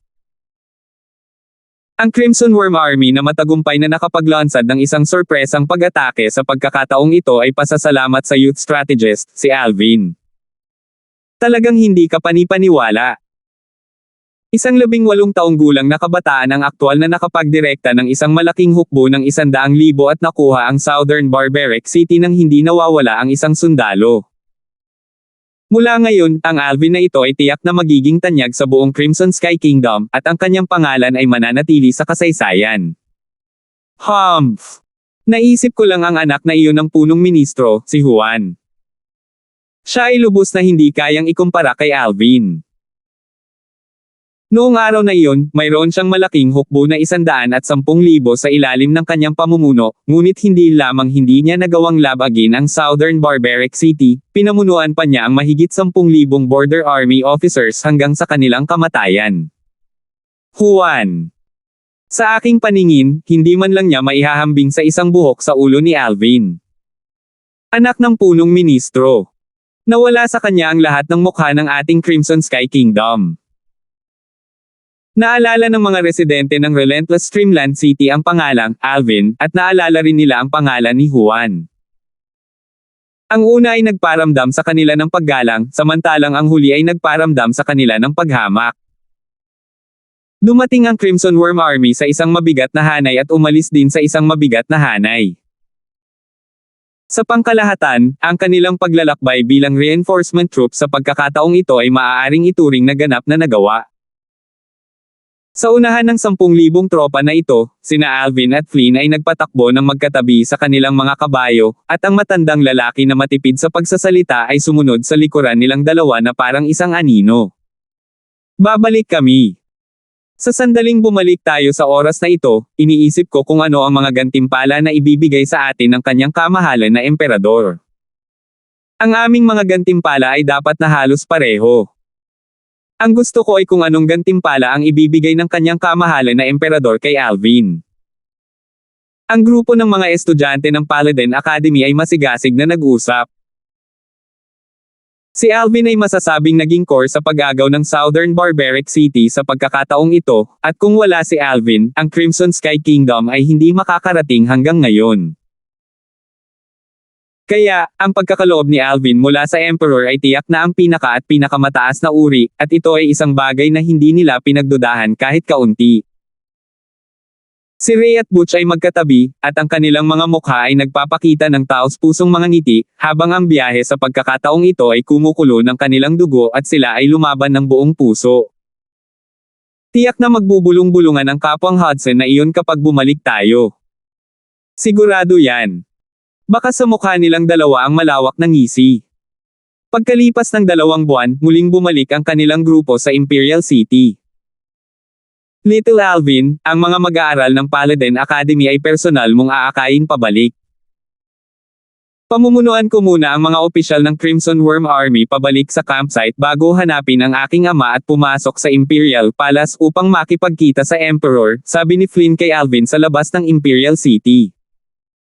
Ang campsite ng Crimson Worm Army ay nasa labas ng Imperial City. Tumango si Alvin. Mga estudyante ng Paladin Academy, sundan si Alvin pabalik.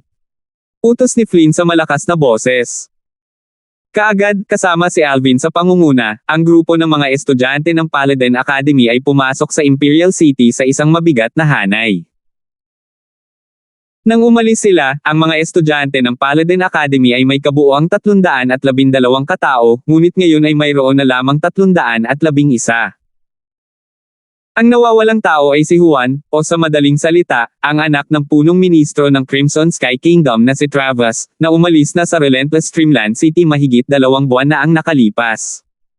Si Alvin at ang iba ay bumalik sa Paladin Academy. Hindi nakakagulat, nagdulot sila ng malaking kaguluhan sa loob ng akademya. Ang bilis naman nilang bumalik. Oo, mula dito hanggang sa hilagang kanlurang hangganan, kahit na tumakbo sila sa kanilang mga kabayo sa buong paglalakbay, kailangan nila ng 4 na buwan para sa isang paglalakbay pabalik. Ngayon ay hindi pa lumilipas ang 5 buwan at nakabalik na sila. Sa madaling salita, nanatili sila ng wala pang 1 buwan sa hangganan sa timog. Napakawalang silbi ba ng hukbo ng Southern Champion Kingdom? Kasalukuyan, nasa kalagitnaan na ng hapon. Maraming mga estudyante ng Paladin Academy ang nagtipon sa martial arts practice grounds at masiglang nag-uusap sa kanilang mga sarili. Hindi nagtagal, kasabay ng pagbabalik ng grupo ng mga estudyante sa likod ni Alvin na sumama sa karamihan, mabilis nilang nalaman ang pagkakasunod-sunod ng mga pangyayari. Nakuha ng hukbo ng Crimson Sky Kingdom ang Southern Barbaric City ng Southern Champion Kingdom nang hindi nawawala ang isang sundalo. At naging sanhi ito ng pagkagulo ng lahat ng mga estudyanteng hindi tumuloy sa hilagang kanlurang hangganan. Nang malaman nila na ang lahat ng ito ay dahil sa kontribusyon ni Alvin, ang kanilang mga titig ay napuno ng pagpipitagan nang muli silang tumingin kay Alvin. Ito ay totoo para sa parehong mga mag-aaral sa mababang baitang at mga mag-aaral sa mas mataas na baitang. Bukod dito, si Alvin, na pinagtutuunan ng pansin, ay nagpaalam kay Ray at Butch at bumalik sa bahay pagkatapos niyang makita na ang grupo ng mga estudyante ay bumalik sa Paladin Academy. Nakatayo sa labas ng gate ng kanyang sariling courtyard house, bahagyang bumilis ang paghinga ni Alvin. Nakauwi na ako. Matapos buksan ni Jack ang gate, naglakad si Alvin ng may malalaking hakbang. Young Master! Young Master! Sa loob ng patio sa harapan, ang manager na si Jingro at ang dalawang katulong na babae ay magalang na yumuko kay Alvin. Nakangiting tumango si Alvin sa kanila bago naiinip na naglakad papunta sa likurang patio. Sa loob ng likurang patio, ang dalawang batang babae ay nakaupo sa paligid ni Rosa dahil hindi nila namalayan ang pagbabalik ni Alvin. Alvin! Pagkatapos lamang na mapansin ni Rosa si Alvin ay nag-react ang dalawang batang babae na parang tinamaan ng kulog. Ma, uwi na po ako. Baka sa mukha ni Alvin ang isang maningning na ngiti. Sa ibang mga araw, magiging isang buong 5 buwan na simula nang umalis siya sa araw na iyon. Buti nakabalik ka, buti nakabalik ka. Nagpakita ng ngiti sa mukha ni Rosa, at halatang nakahinga rin siya ng maluwag. Young Master. Bastos. Ang dalawang maliliit na batang babae ay nagbagong anyo sa dalawang bulk zone ng mabangong hangin habang inihagis nila ang kanilang mga sarili sa yakap ni Alvin mula sa kaliwa at kanan bago mahigpit na hinawakan si Alvin. Bumalik na ako. Hinawakan ni Alvin ang dalawang babae sa kanyang mga bisig, at ang isang pakiramdam ng pananabik ay nahayag sa pagitan ng kanyang mga kilay. His, sa sandaling ito, isang itim at puting kidlat ang kumislap bago direktang bumaba sa kamay ni Alvin, at bahagya silang tumango kay Alvin na parang tinatanggap nila siya pabalik. Haha! Little white, little black. Tawa ng tawa si Alvin habang binabati niya ang dalawang maliliit na sawa. Ibinalik ni Alvin ang lahat sa kanyang isipan at ginugol ang buong hapon at gabi kasama ang dalawang maliliit na babae sa kanyang maluwang na silid. Hinubad ang mga damit, naghahagis-hagis sila at tumalikod, at masigasig nilang nasiyahan sa bawat posisyong alam ni Alvin. Hanggang sa malalim na ang gabi ay niyakap ni Alvin ang dalawang maliliit na batang babae na may kasiyahang nakasulat sa kanilang mga mukha at nahulog sa malalim na pagkakatulog. Sa sandaling ito, hindi pa alam ni Alvin na maraming tao sa buong Imperial City ang tiyak na walang tulog ngayong gabi. Sa hapon, pagkatapos na pumasok si Divine Might Marquis Noel at ang kanyang anak sa Imperial Palace, kumalat ang balita ng digmaan sa hilagang kanlurang hangganan mula sa Imperial Palace. Nakuha ng hukbo ng Crimson Sky Kingdom ang Southern Barbaric City ng Southern Champion Kingdom sa isang pagkakataon. Bukod dito, ang pinakadakilang merito ay hindi pag-aari ng commander ng Crimson Worm Army na si Flynn, at hindi rin ito kabilang sa general ng hukbo sa hangganan, si Andy. Sa halip, si Alvin iyon. Ang pangalang Alvin ay muling kumalat sa buong Imperial City at naging pinakamainit na paksa ng talakayan sa bawat restaurant. Hindi ko naisip na hindi lamang ang likas na talento ni Alvin sa langit ng martial daw ay sumasalungat, ngunit siya ay napakagaling din sa pag-utos ng mga tropa sa labanan. Nagplano siya ng mabuti at isinasaalang-alang ang bawat posibilidad na manalo sa bawat laban. Isang henyo sa lahat ng aspeto, isang henyo sa lahat ng aspeto. Tunay na magandang kapalaran ng ating Crimson Sky Kingdom ang magkaroon ng Alvin. Eksakto, si Alvin ay talagang isang pambihirang henyo. Gayunpaman, kumpara kay Alvin, ang anak na iyon ng punong ministro, si Juan, ay kapansin-pansin. Siya ay talagang kapansin-pansin. Isang malaking hukbo na 110,000 ang nakinig sa kanyang utos, ngunit hindi man lang nila hinawakan ang pader ng Southern Barbaric City bago nawala ang mahigit 10,000 katao. Bukod dito, ang mga nasawi ng hukbo ng Southern Champion Kingdoms ay hindi man lang umabot sa 1,000. Anak ng Prime Minister. Ba! Maging ito ay ang panlabas na lungsod ng Imperial City o ang panloob na lungsod, ang bawat lugar ay puno ng mga katulad na talakayan, at lahat ng mga talakayang ito ay pinuri si Alvin habang hinahamak si Juan. Tutal, ang dalawa sa kanila ay bumuo ng isang matalim na kaibahan. Hindi tulad ng Imperial City na abala sa aktibidad, ito ay napakatahimik sa loob ng Prime Minister's estate. Sa loob ng maluwag na bulwagan ng madla, walang humpay na paakyat baba ang isang lalaking nasa katanghaliang gulang na may katamtamang tangkad na nakasuot ng iskolar na kasuotan. Panginoong Punong Ministro. Maya-maya, may matanda na pumasok na may malalaking hakbang. Ang mga mata ng matanda ay nakasisilaw na parang hanay ng mga bituin, at siya ay lumakad na may matatag na mga hakbang. Malinaw na hindi mababa ang kanyang cultivation level. Paano na? Tanong ng medyo may edad na sa mahinang boses. Bagamat walang ekspresyon na makikita sa ibabaw, ang pares ng balisang mga mata na iyon ay ganap na naglantad sa kanyang kasalukuyang nag-aalalang puso.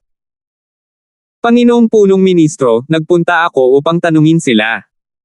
Sinabi nila na ang Young Master ay umalis sa walang humpay na maunlad na lungsod 2 buwan na ang nakakaraan at bumalik sa Imperial City. Dahan daw ang sabi ng matanda. Ano? Malungkot ang mukha ng nasa katanghaliang gulang na lalaki at nagsikip ang kanyang mga mag-aaral. Ano ba talaga ang nangyari? Panginoong Punong Ministro, di umano ay ang halos 70,000 opisyal ng hukbo sa hangganan ang nakiusap kay General Andy na patayin ang Young Master. Mamaya, alang-alang sa kaligtasan ng Young Master, pinabayaan ni General Andy ang Young Master na umalis ng pribado, sabi ng matanda. Juan. Paano ka makakaalis mag-isa? Ang mga mag-aaral ng nasa katanghaliang gulang ay nagsikip, at ang kanyang buong pagkatao ay tila bahagyang nanlumo. Bilang punong ministro ng Crimson Sky Kingdom, ang karunungan ni Travis ay nalampasan ang lahat, at mahirap para sa isang ordinaryong tao na maabot ang kanyang antas. Alam niyang malamang na pinatay ang kanyang anak. Gayunpaman, maaari lamang siyang pilitin na itago ang hinaing na ito sa kanyang sarili, dahil ang bagay na ito ay hindi na masisisi sa hukbo ng hangganan. Paano kumakalat ang balita sa labas? Huminga ng malalim si Travis, at ang kanyang mga mata na puno ng karunungan ay naglabas ng bakas ng isang makapal na liwanag na umaagos. Pilit niyang pinipigilan ang kalungkutan sa kaibuturan ng kanyang puso. Bahagyang nag-alinlangan ang matanda nang marinig ang kahilingan ni Travis. Hindi mo kailangang mag-alala, magsalita ka. Parang kuryente ang tingin ni Travis habang nakatingin sa matanda. Oo.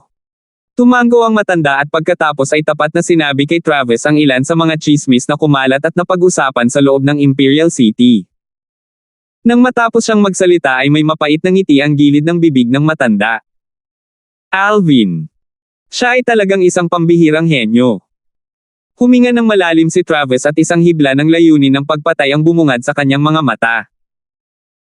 Gayunpaman, ayon sa aking pagkakaalam, itong si Alvin ay matagal nang nakikipag-away kay Juan, hindi ba? Salamat po at sinamahan ninyo ako, ingat lagi mga master.